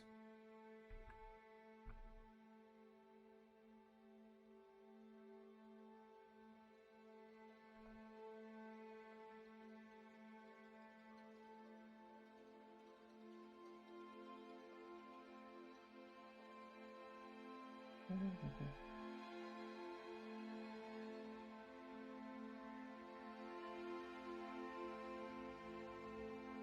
good.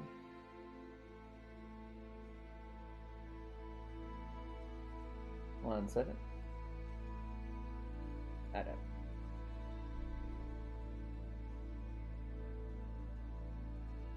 Let's move this over there.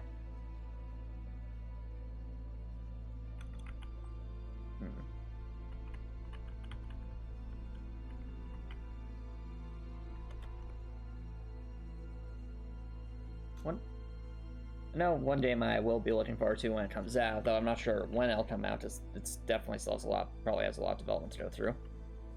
That would be,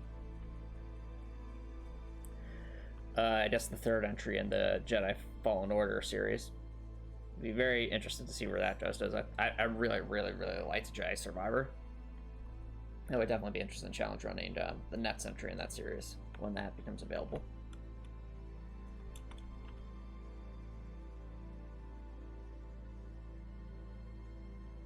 All right.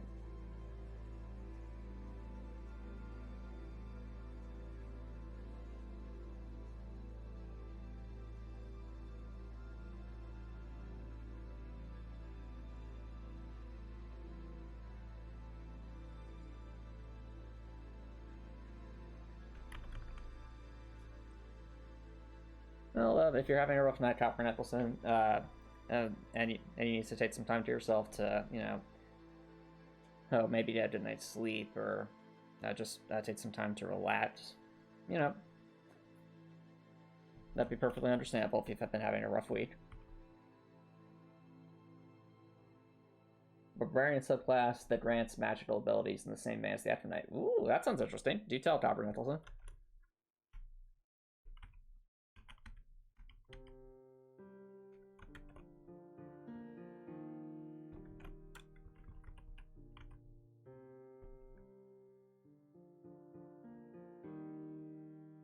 Let's move this over here. Am I familiar with Kratos from the God of War series? I am. I know about them. Like, I don't know like their specific abilities or stuff, but I can recognize Kratos as like a character for sure.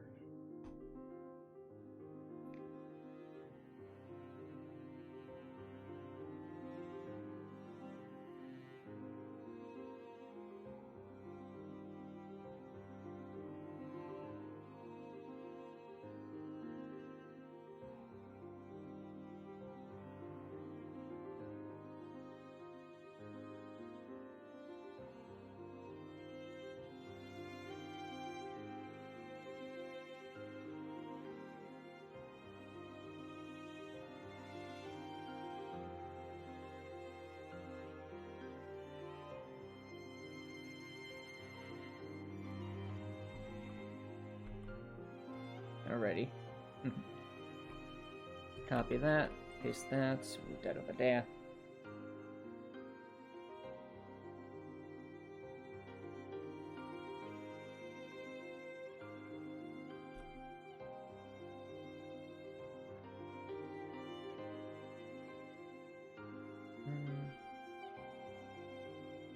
So this was up there, that was up there, now it's over here. Yeah, there we go.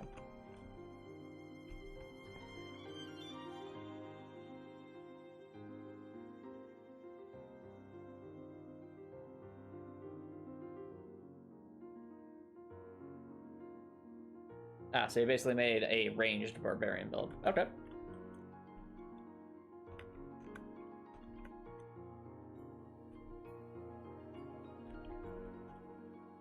Yeah, Copper Nicholson, this might seem like a bit of a random thought, but since you mentioned that you're saying a lot of like Dungeons and Dragons gameplay mechanics and classes, have you considered like writing your own one-shot campaign, or even like perhaps writing your own campaign?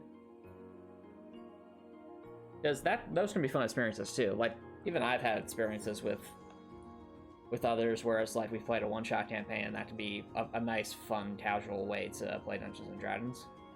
Oh, and basically a one-shot campaign just means that you basically play a simple D&D campaign for exactly one night.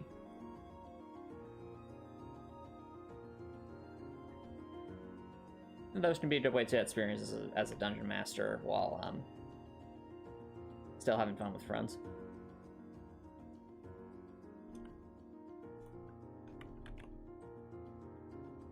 Yeah, the chance are designed to boost the range of the barbarian's attacks via spectral chains that attach the weapons. Oh, I see. Kind of like in Elden Ring, the I think it's like the champion bosses that basically have chain weapons. Interesting. Try at.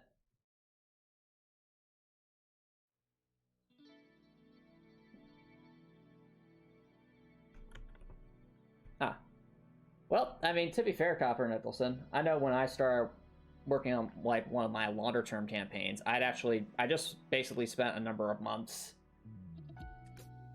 to get the to essentially set up the bare bones of a campaign, like mechanics, stuff like that, even some storylines. And this was done when essentially I knew no one at all that would be interested in playing Dungeons & Dragons, but I decided to do it anyway. And lo and behold, you know, time went on. Eventually, he met some people who might be interested in it, and now all of a sudden I was like, okay, I've actually got this up and running in probably a couple of weeks because I'd actually done the legwork up front, so to speak. So, you know, if you find yourself going through that.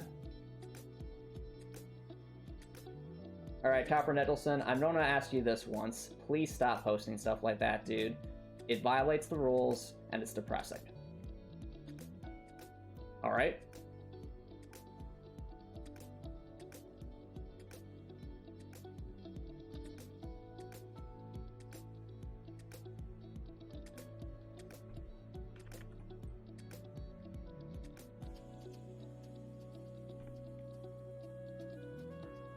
Anyway, on a more positive note, like I was mentioning, like if you enjoy just gameplay mechanics in general, like sometimes I'll just write stuff about gameplay mechanics and stuff with no particular direction, or maybe I'll just start world building for fun, and then who knows, maybe it eventually becomes a campaign later when you do run into people who might be interested. Kind of like one of those things where it's like this is kind of like preparing for winter, so to speak, if you're thinking like of hibernation. So you gather all this food, not knowing how bad the winter is going to be or how long it'll last, but if and when the moment arrives, you're ready for it to you're ready to eat all the food in this case, or in this case, ready to play, so to speak.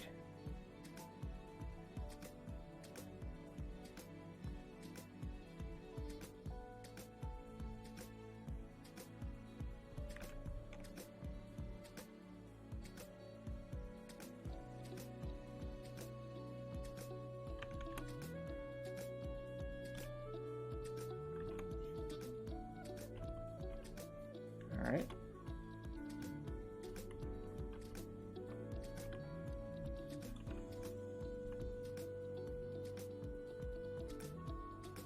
And if those all lined up correctly, hold on. Does that line up correctly? 3.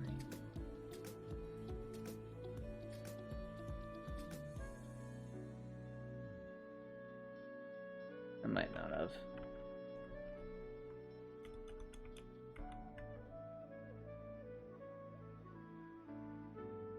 Alright, no, that's the line correctly. Alright, yeah, it is. There we go. Okay.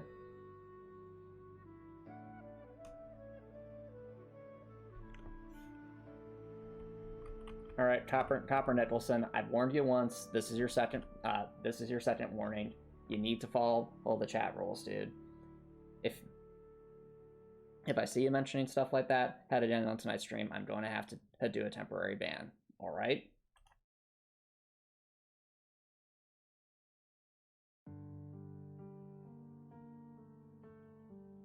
Well, not the point, Copper Nicholson. This is not meant to be like that.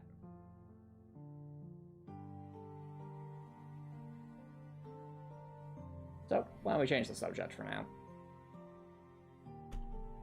Let's see here. On the flip side, chat, look at this. We have all the different portions of the animation for the for our bit of our fireball here. Oh, speaking of fire, chat,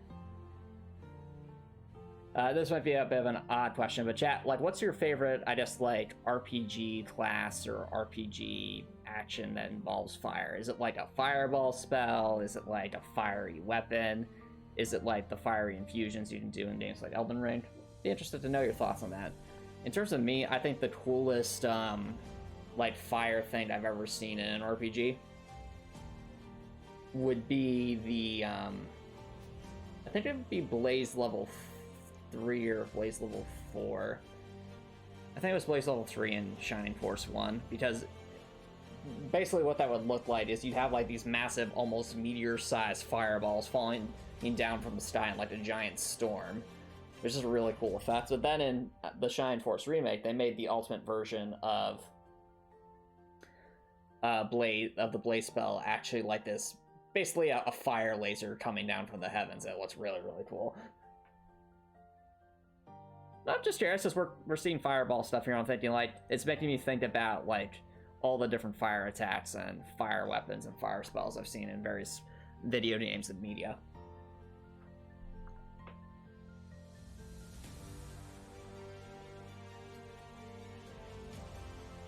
All right. Well, chat, the good news is we have the effect here. So definitely took a lot longer to make than I would have originally thought. But I think it's worth it, because with this is the kind of thing where you can rotate it in any particular direction that you would need. So all that's left is to actually draw the gauntlets into different animations, and then we'll be able to move on to the next weapon. So I think this will be...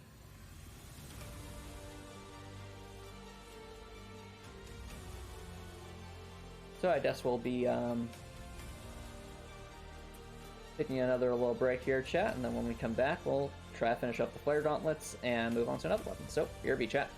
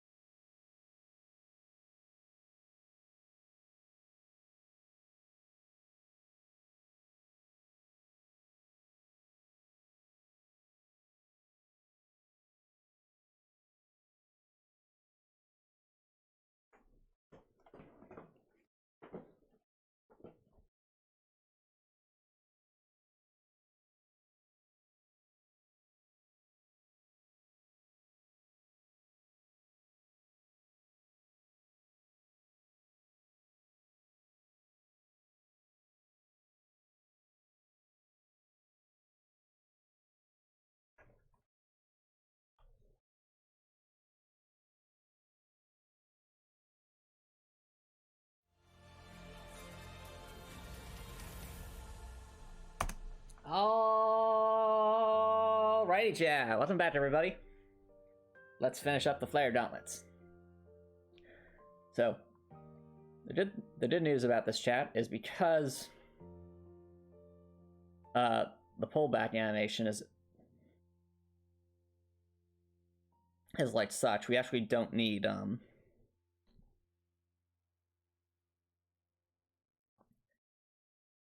we actually don't need this section down here. So I can move some things around here and let's give ourselves a bit more space.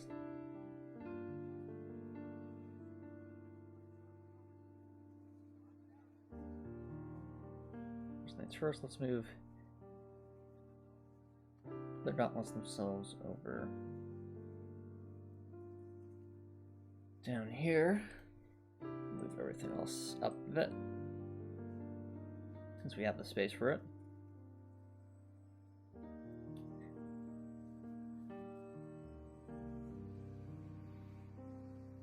Let's move that on here. Ah, I see copper knuckles, and I see.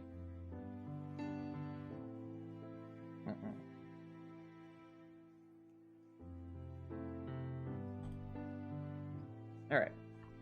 Well, actually, that's more relevance to what we have here.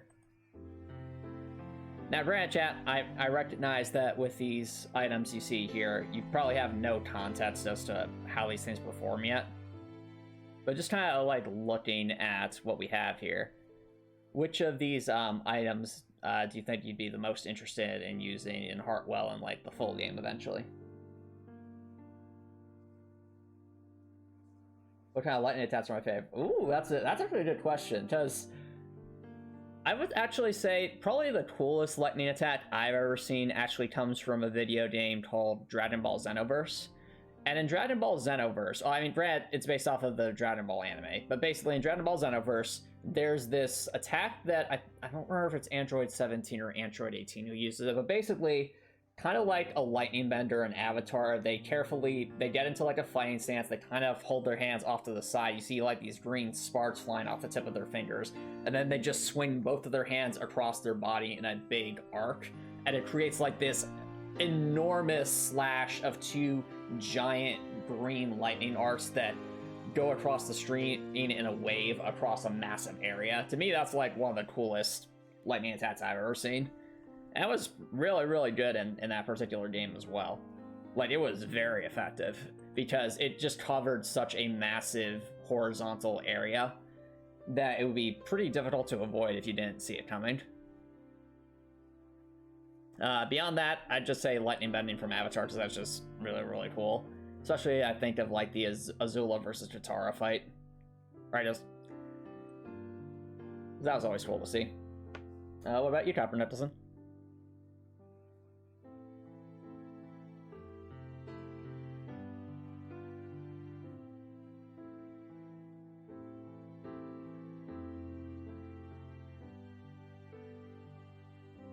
Oh, and these other her video games, I think Elden Ring's the Bolts of Bransatt's Ancient Lightning attack is pretty cool as well. Because essentially you hold the Bolts of Bransatt's above you to give it like this sort of reddish lightning and then launch it at like really fast speeds towards an opponent.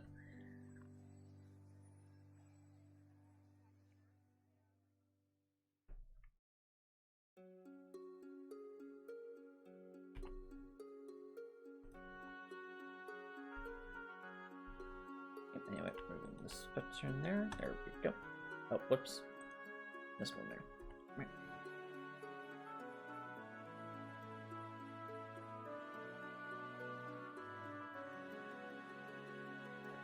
Alrighty.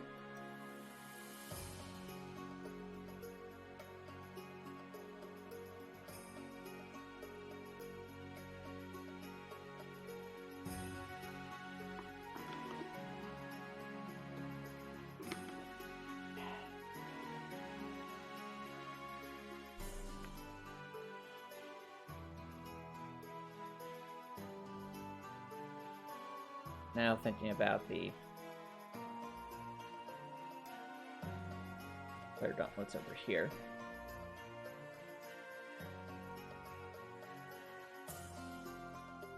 And from more of a sideways attach here.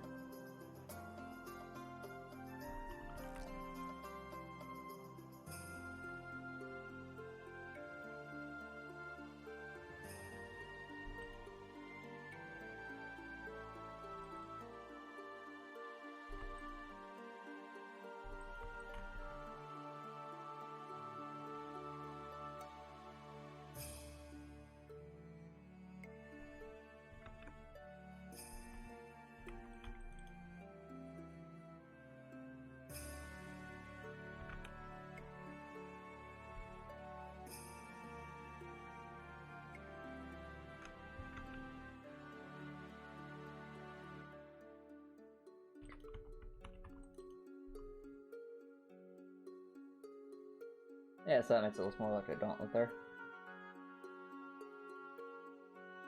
Ah, I see.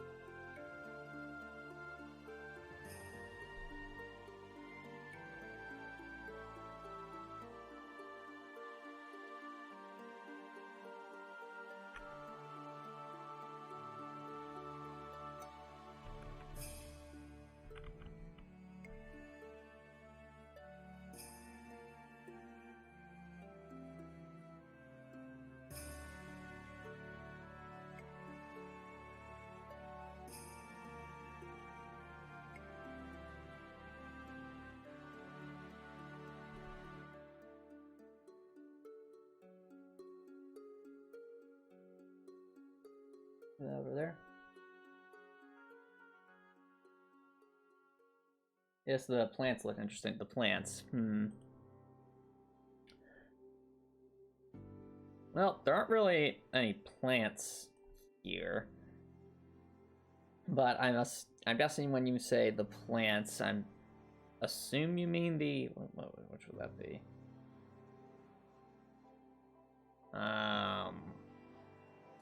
Are you talking about some of the weapons with kind of a more greenish color scheme to them, or?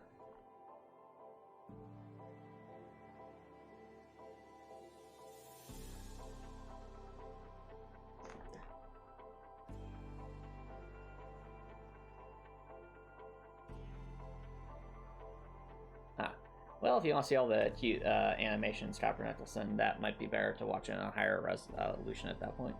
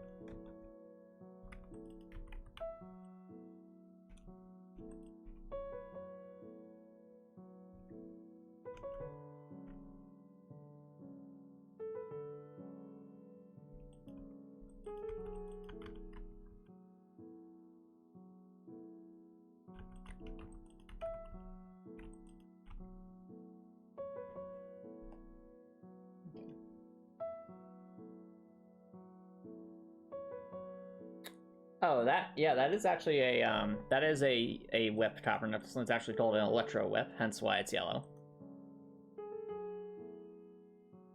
So, like the whips in Elden Ring and Dark Souls, they'll obviously have a lot of reach for a melee weapon.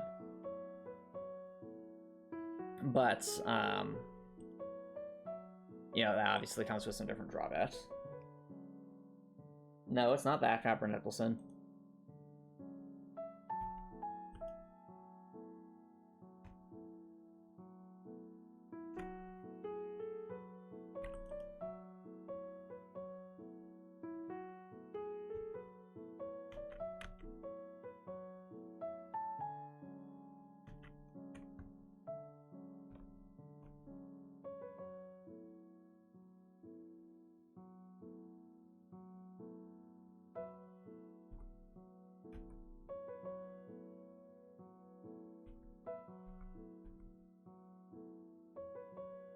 Yeah, weirdly enough, chat, I actually think for this attack we want to move Dorothy's hand down a bit.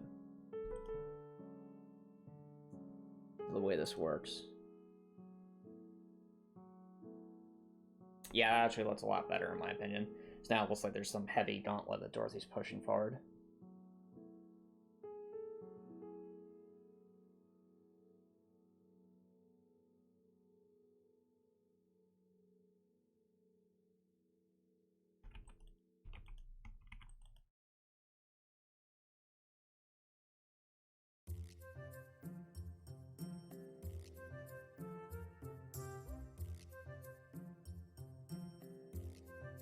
Yeah, something else I was thinking of. We rotate this around, that'll actually look like Dorothy's turning her fist there.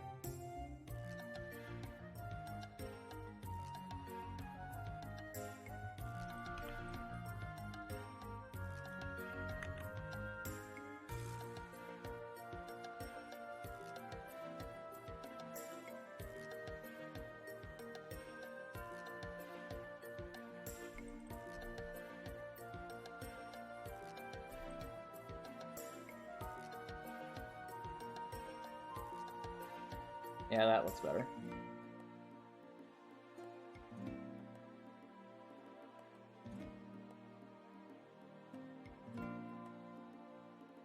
Okay.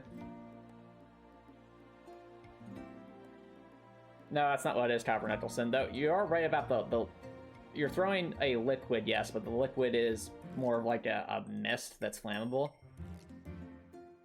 So the idea behind the Flare Gauntlet, Copper Nicholson, is it's basically a sci-fi way of explaining the Catch Flame attack from Elden Ring.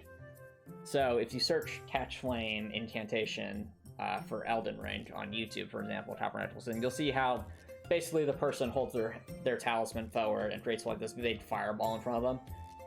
Obviously, since Heartwell is more of a sci-fi fantasy game rather than a fantasy game, there has to be some, you know, there has to be some logic to why it happens instead of like, oh, it's magic. Just no, this is it's a more sci-fi. So the explanation here is that what this gauntlet does is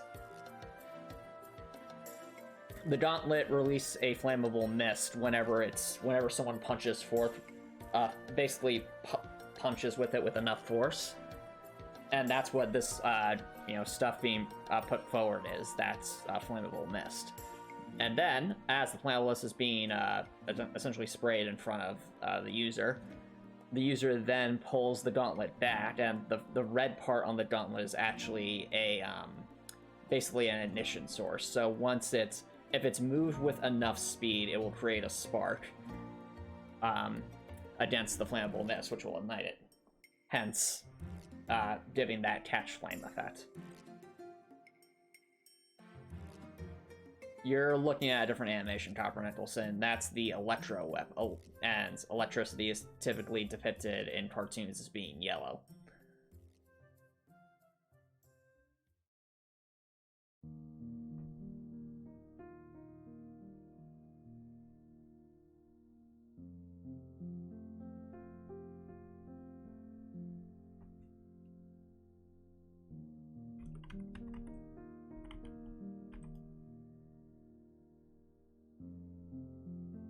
Anyway.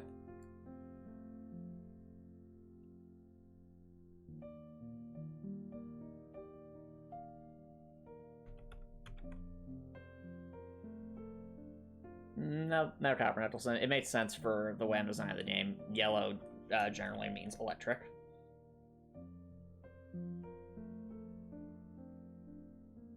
If it was blue, then that would probably imply it's more of a water weapon or an ice weapon, depending on the shade of blue. So that's why I went more with yellow. Well, no, Copper Nicholson, that's because it is a whip, you know? Like, do you know what a whip is, Copper Nicholson? Essentially, a whip is basically like either a long rope or a chain that is released to be like a very long-range melee attack. So essentially, this would be an electrified whip, essentially. Hence why it gives off that yellow glow. And plus, it looks cool when it's actually being animated. Well, that's because this is a video game, Copper Nicholson. It's not supposed to be real life. So there's a lot of colorful, shall we say, colorful liberties taken here to make things a lot more colorful looking and somewhat cartoonish. And that'll make it easier to see at like the size that's the game's played at. Just, you know, when you're playing the game, Dorothy's zoomed out a lot more like this. We're not like that super close up.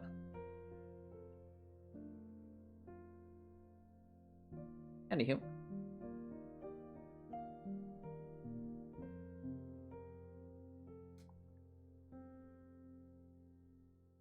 Looking at the way the gauntlets look.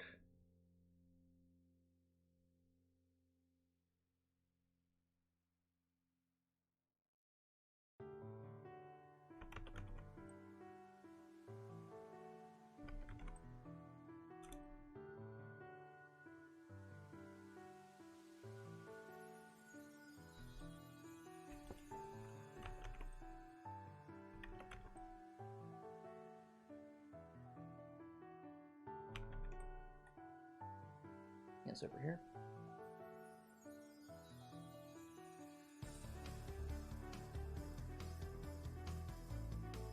Well, you also aren't looking at it with like full quality, Copper Nicholson, so it might look weird to you, but it looks just fine to me. Because I'm, you know, looking at this with full quality, and you're looking at probably with lower quality. Anyway.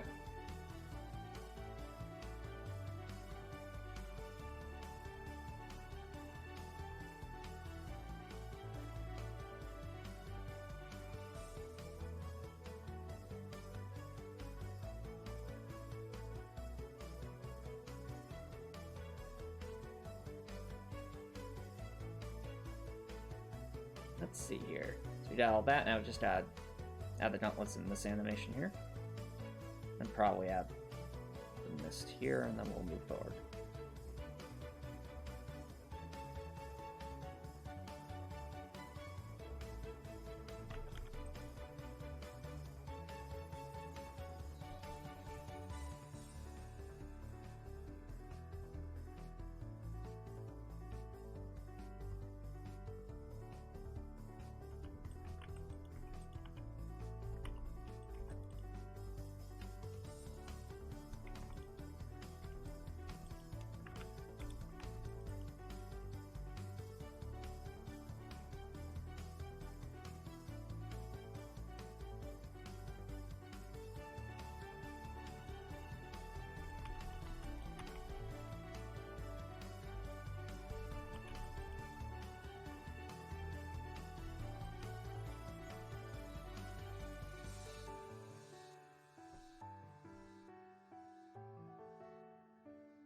Right now, just trying to find the right animation for this.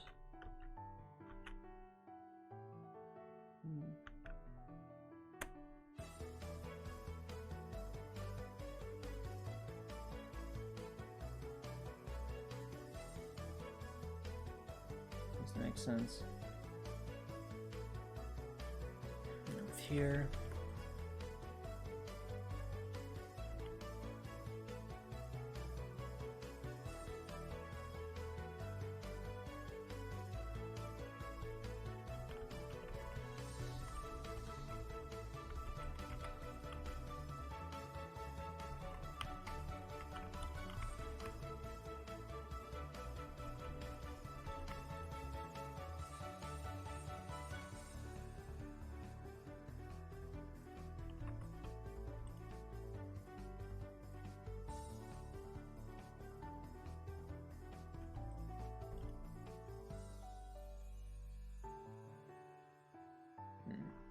Let's see here.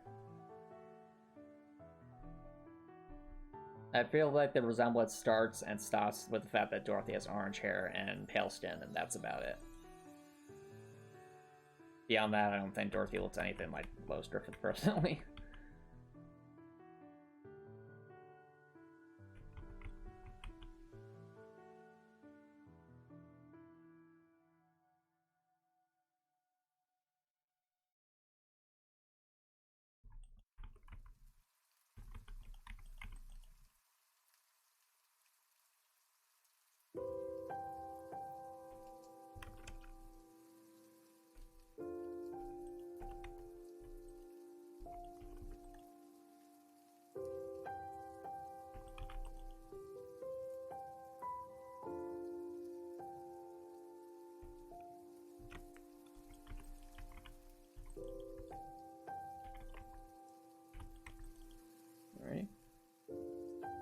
Currently just trying to make this gauntlet look correct from the back side.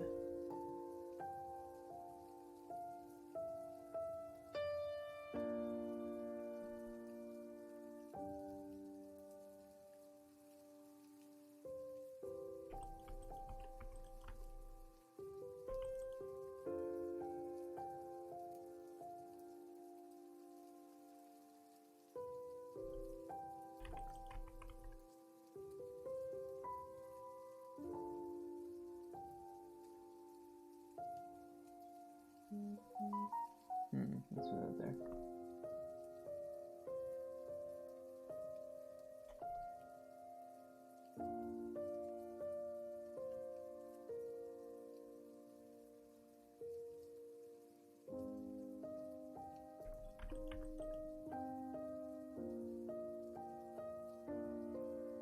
Let's do something like that.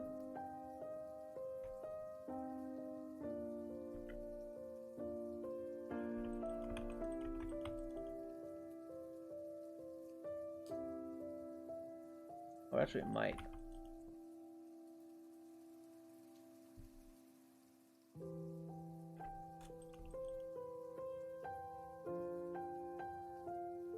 And that kind of makes it look more like a gauntlet, like she's holding it backwards.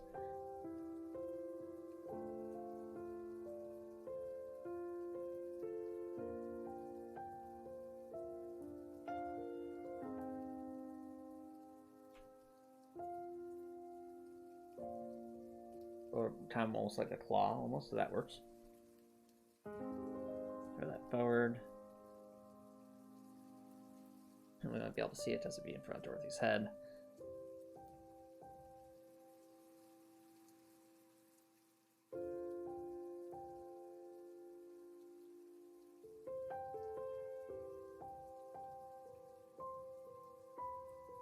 Yep, no, that's not that we necessarily be able to see it super well.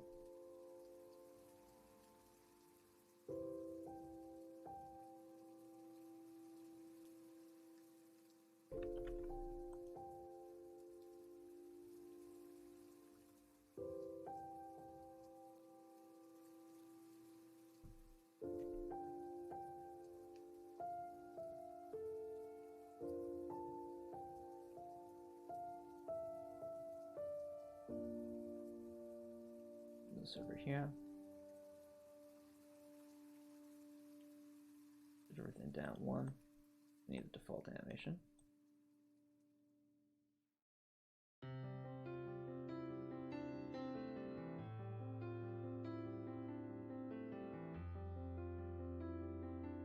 Move the things around, move things around.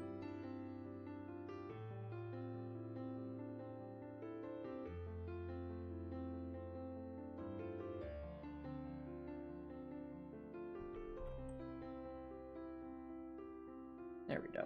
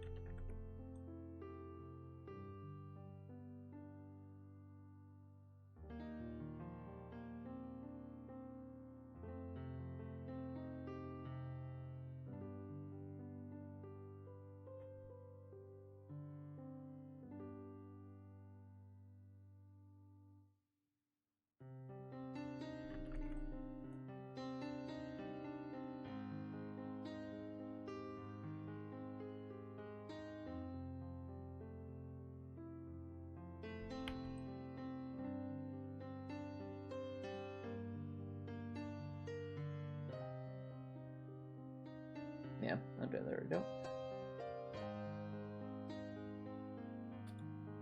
Oh, since you're not able to see them super well, Coppernet, it's probably better if I just describe them. So, go through the list. Some of the other weapons: sword, staff, spade, spear, skeleton key, which is a type of dagger, the gravity lance, so basically a futuristic lance, the sonic baton, so a baton, an ice pick, which is a lot like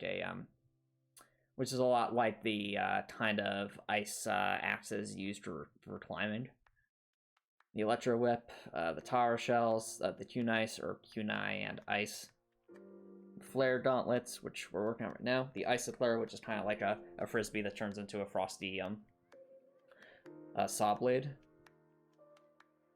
The landmine, self-explanatory. The hammer of storms, like very powerful sonic great hammer.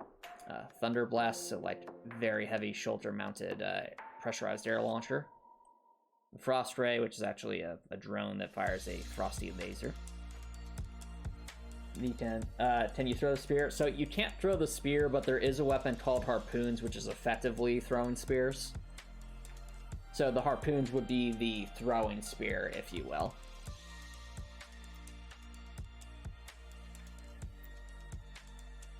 Let's see. There's the Cyclamore, which is like a combination between a claymore and a chainsaw. There is the scythe, there's the bow, there's the quake mortar, there's the incinimortar, there's the skypiercer railgun, and there's the crossbow. Now, there's more weapons than just what I listed there, but those are the weapons that are actually visible in the in our little artwork at the moment.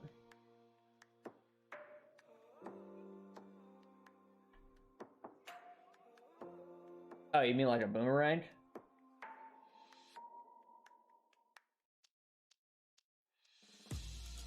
Well, I guess, Copper Nicholson, the weapon that would be closest to that would be the electro whip, just because that's how a whip works. You throw it out and then you pull it back.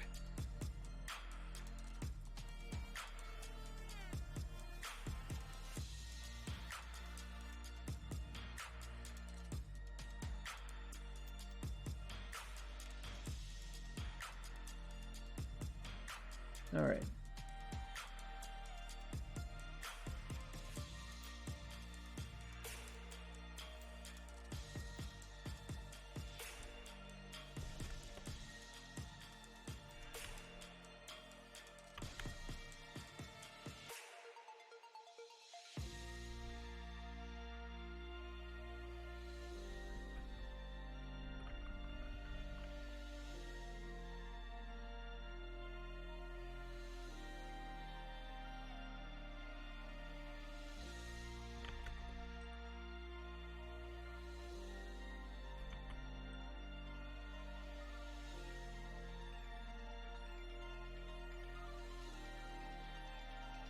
Mm-hmm.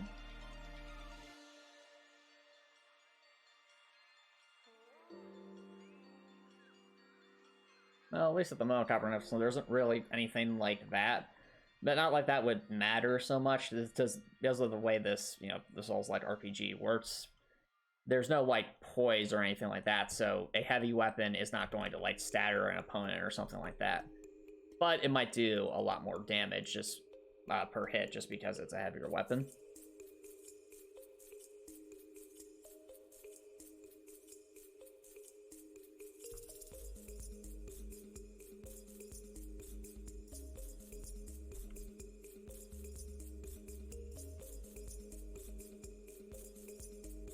Anyway, and with that, chat, I know that took a little bit. Yeah, the Flare Gauntlets ended up being a bit more involved than I thought, but we actually now have the Flare Gauntlet animation. It's not just the punching animation either, it's actually also the actual fireball it creates as well. So, that's pretty cool. And just for funsies, just to see how big this fireball can get, what I'm going to do is I'm going to take this here.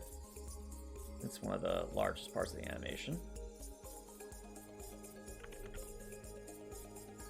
Rotate it by 90 degrees just so we can then try to line up this just so we can kind of see.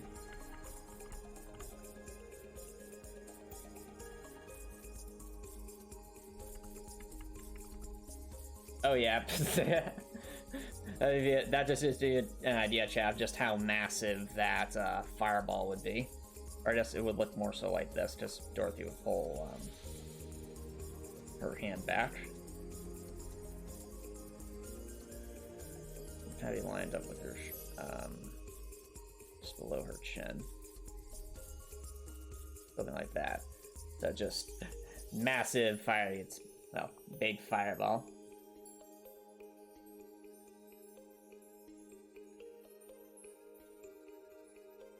Which would definitely give it more reach than the standard fist attack, which is just that. Whereas this definitely has a lot more reach.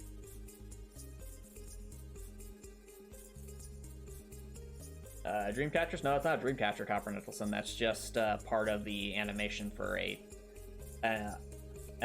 chain reaction of fiery explosions. Or big fireball, if you will. So this would be like going frame by frame. If you were to like make a flip book of this or something and move it really quickly, it would actually be the animation of the fireball. Alright. Well, did the flare gauntlets. That's the icicle, which again would probably kind of be similar to this, because you would throw it like a frisbee. But could see how you could hold it up and then throw it like that.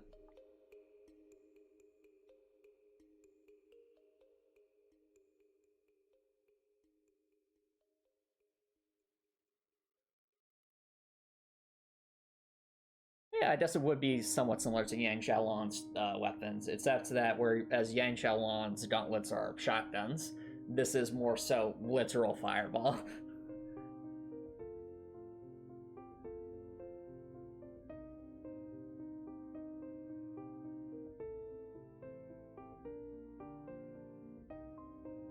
Alrighty.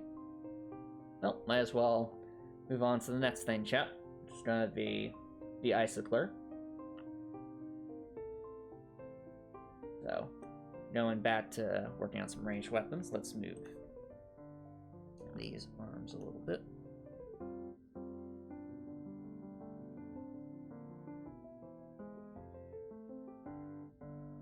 And some kind of, we'll go with kind of the same raising animation as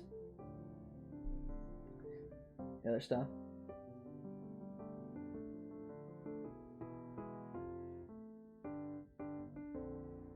Well, that's just for dramatic effect. Copper Nicholson is just showing the smoke that would come from the barrel of her shotgun gauntlets.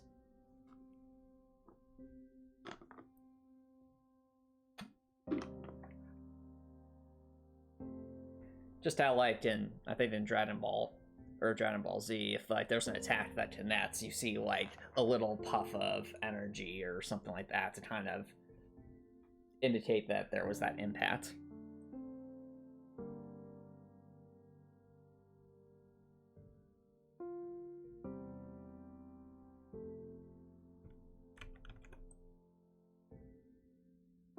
Like, for all the silliness that Dragon Ball and Dragon Ball Z have, it did set a standard for how battle scenes to be animated in, well, just in general, how battle scenes to be animated.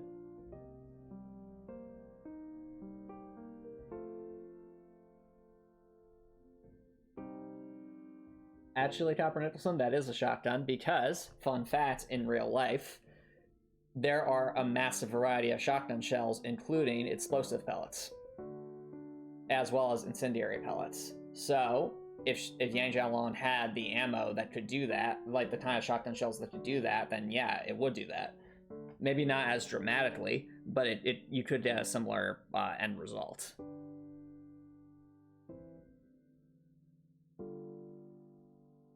So, like, even video games like Battlefield 3 or Battlefield 4, for example, have different ammo types for shotguns.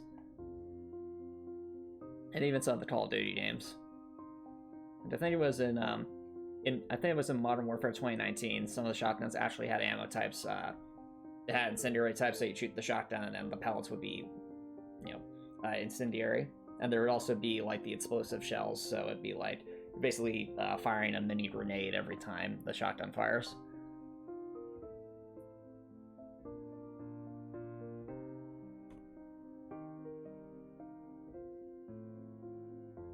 But anyway, enough about shotguns. Let's move on to frisbees.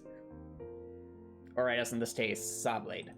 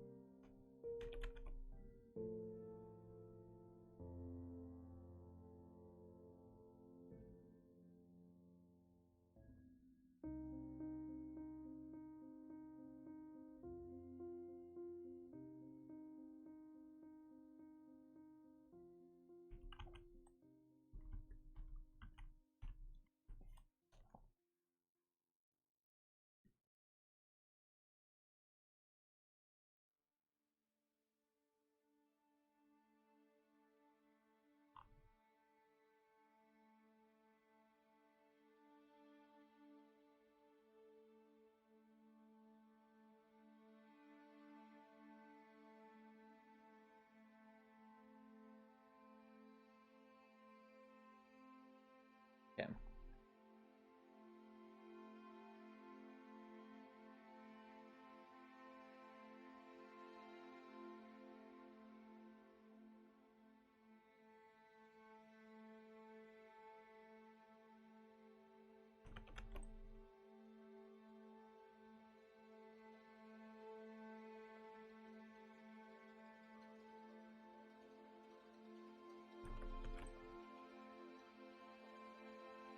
Where did I put that? Was that under weapon effects? Yeah, there we go.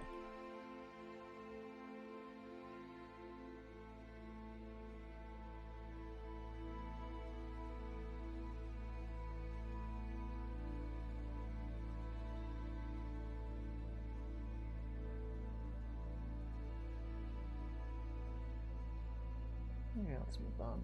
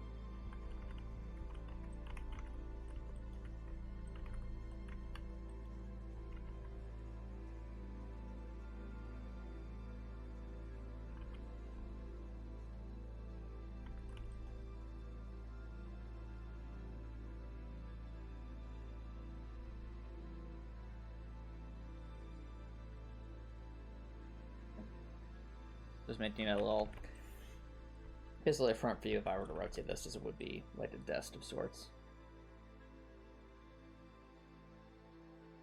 Get that over there. Huh. Have you ever thrown a frisbee, Copper Nicholson? I remember frisbee being a lot of fun to play with.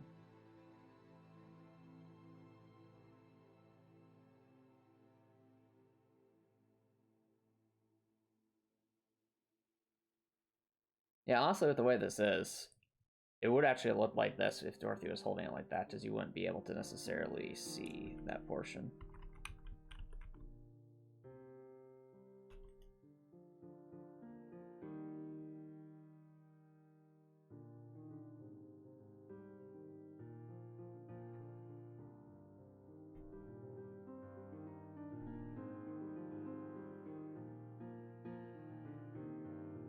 Yeah, I don't hold the desk.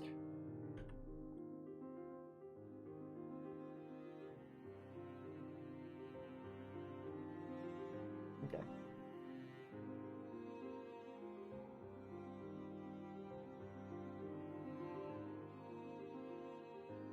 No, it's a disc, Copper Nicholson. I don't know who Grimsby is, Copper Nettleson, never heard of it. But I said it's a frisbee, you know? Or it's like a frisbee. I was asking if you have ever played frisbee before. Or like thrown a frisbee before.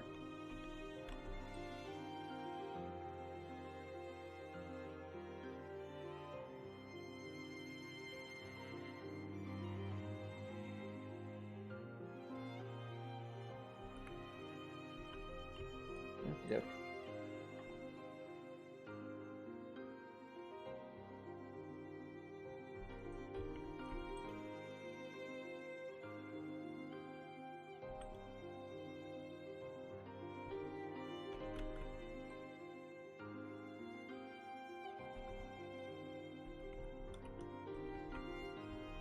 I don't know how frisbees are held.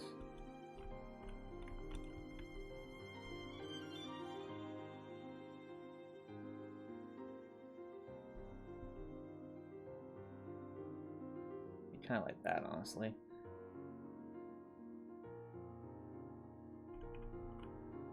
Like if I'm holding it, like I'm pulling it up. I have a disc in my hand.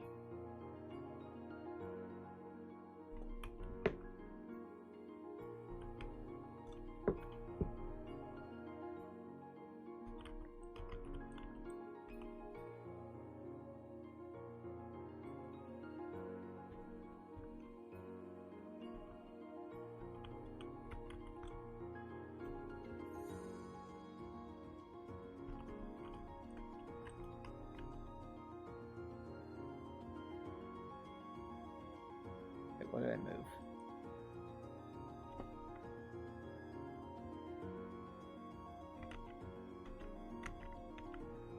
Oh, that's what I moved.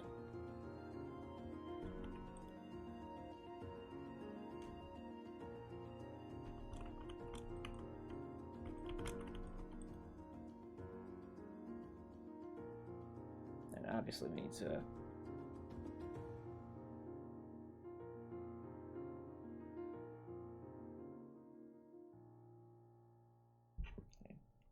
the disc, play it back.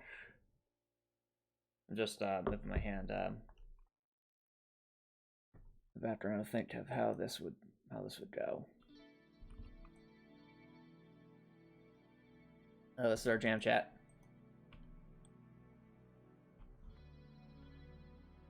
Our jam has arrived.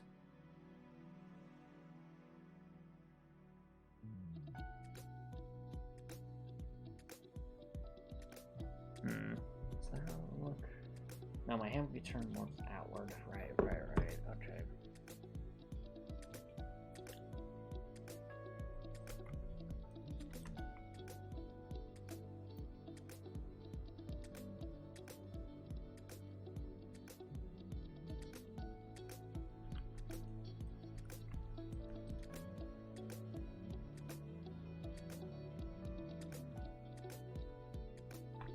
Yes, I'm thinking about it.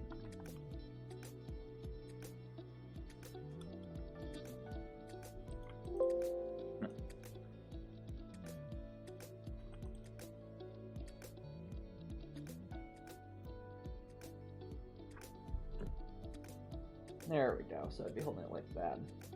Maybe I'll move the frisbee slightly to the left to make it easier to see. Or disc in this case. Yeah, I just be closer to a Tron disc.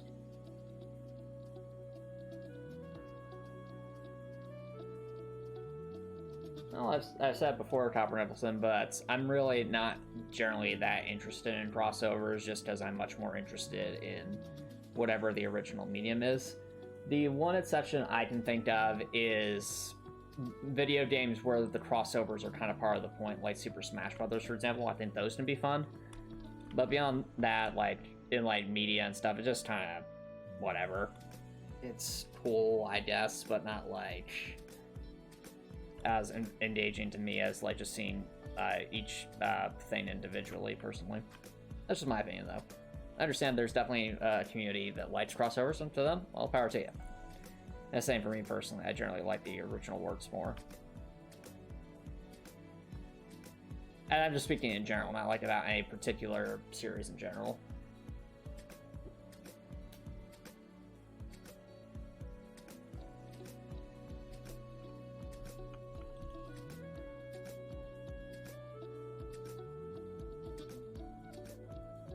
Okay.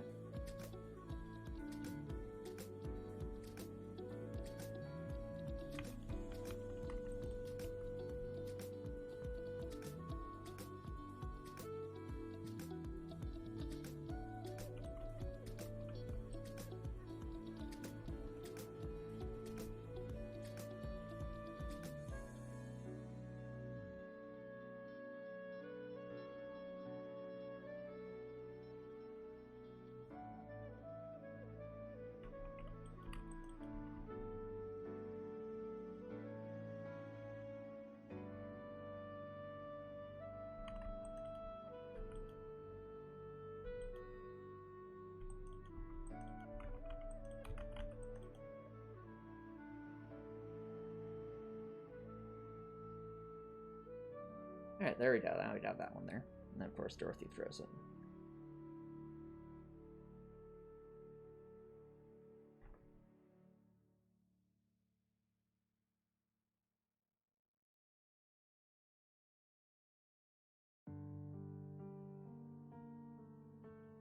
Alrighty.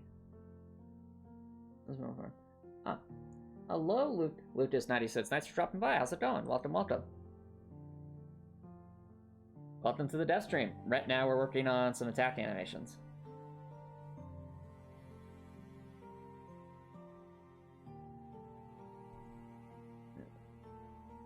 I'm doing well, thanks for asking. So we've actually done 2 main attack animations here. So we have this this Q-Nice attack, so it's like an ice Q-Nice that's being thrown. And then, of course, all the animations here for a flame gauntlet. So basically, punch forward, create this giant fireball. Obviously, these are animation frames, but it'll look a lot cooler once it's imported into the game software. You love 2D top-down games like this, you're trained. Oh, that's awesome. Well, thanks. Yep, Heartwell is indeed 2D top-down, though there is kind of a 3D element to it. I say kind of because you can't like walk behind objects or anything like that, but Dorothy here is capable of jumping, and there's platforming in the game too. So, so even though it is top-down 2D, there is elevation is a factor.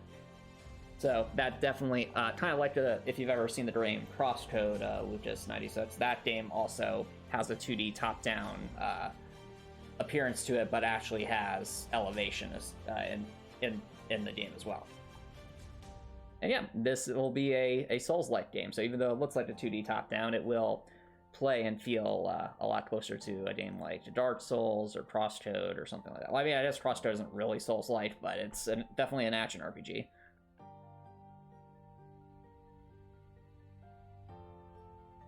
So, out of curiosity, Lucas96, how did you find tonight's dev stream? Were you searching on Twitch? Did you discover the Heartwell Steam page? Did you see things on YouTube? Because I always find that helpful to gain a better understanding of how people discover what I'm doing.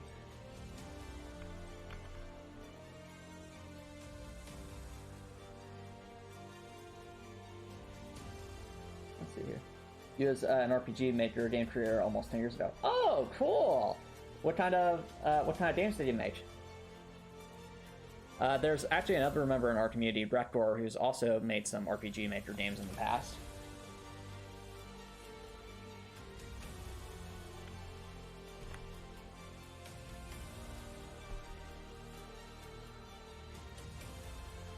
Yeah, the software I'm using here, though, for development is Clickteam Fusion 2.5, so a bit different than RPG Maker, different pros and cons, so to speak. But the premise of it being a software that doesn't really involve as much programming, it involves more visual programming, is still there. It's in essence, going through a bunch of menus to program rather than actually typing out the code.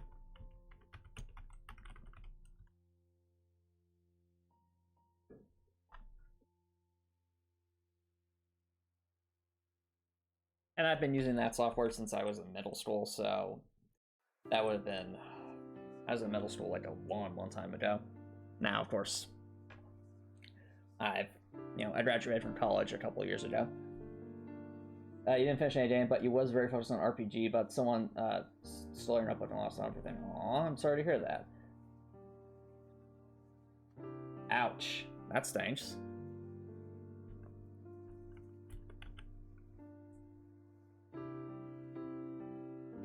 Well, out of curiosity, do you foresee yourself making like other kinds of RPG Maker games in the future? Or is it just something you haven't really been interested in since then?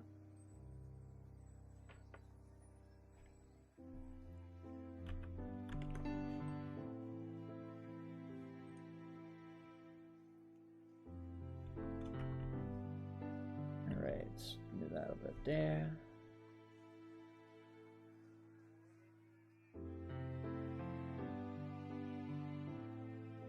Let's see, it says, but now you're a website programmer, you're studying, doing some side jobs. Okay, alright, cool.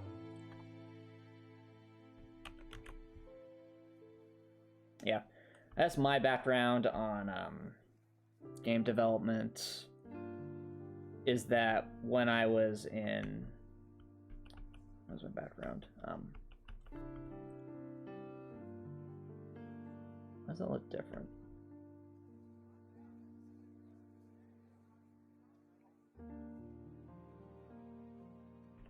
Oh, to store these things there. Right. Okay. So basically, when I was in middle school, I made like a 2D Space Invader style game with the Games Factory 2 Free Edition, or Multimedia Fusion 2. I don't remember which one it was. Then in high school, I made like a 2D like boss rush platformer, using over the course of the 9 months using Multimedia Fusion 2. And now I'm using Clickteam Fusion 2.5, so the latest iteration of the software, to make Heartwell. I've been working on this game for a little over 3 years now. You don't have the time for pixel art, but you pretend to do that when you get a job for this program. Okay. Well, if you're looking for pixel art, it definitely comes to the right place. I'll be the first to admit I am not the best artist at all. But given enough time, I can make something like this work.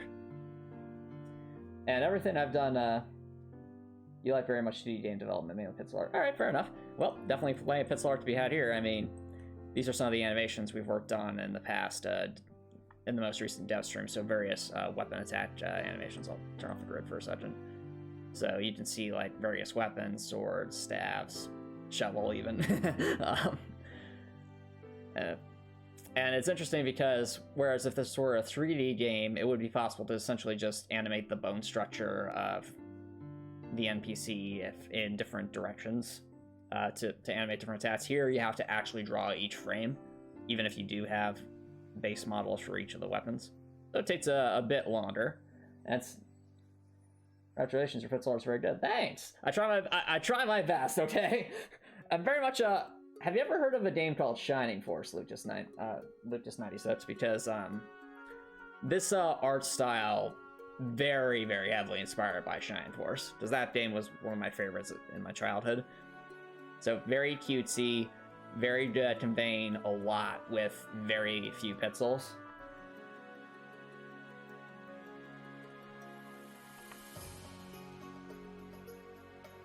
I think Fire Emblem and Final Fantasy would have had Fire Emblem I think would have had a similar art style back then as well. But I never got to play the earlier Fire Emblem games because I only had the PC. But I was able to play Shining Force thanks to the Sega Smash Pack too.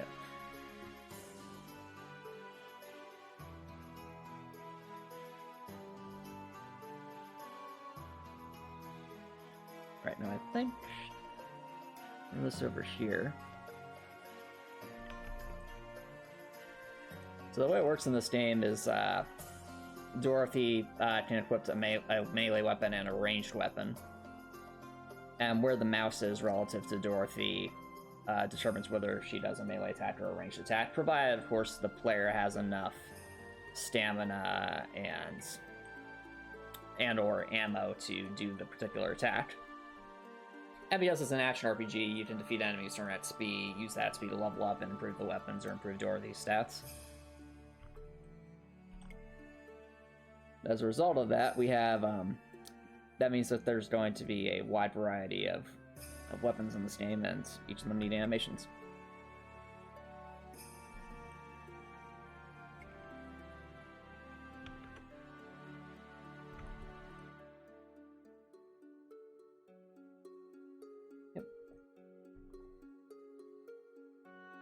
Doke.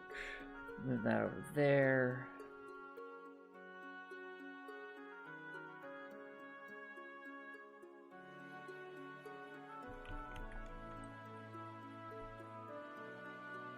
This over there. I want kind of like that, but also leave that. Let's finish this up. Basically trying to make it look like Dorothy's holding something.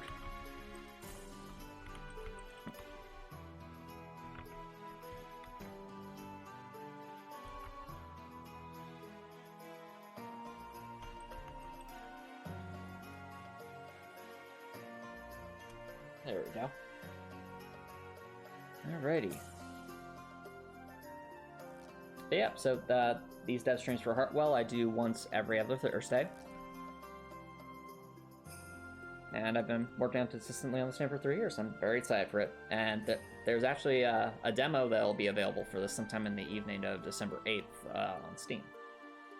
So if that interests you, feel free to go check that out when it becomes available. The Steam page is already up, so it's possible to wishlist Heartwell, but the demo for Heartwell will be available sometime in the evening on December 8th, and the full game is still, still many years from being finished, because obviously I'm just one person working on this, and what little free time I have, but I do the best that I can. Okay, so I think that'll conclude the Icicle, at least for those attack animations. With that,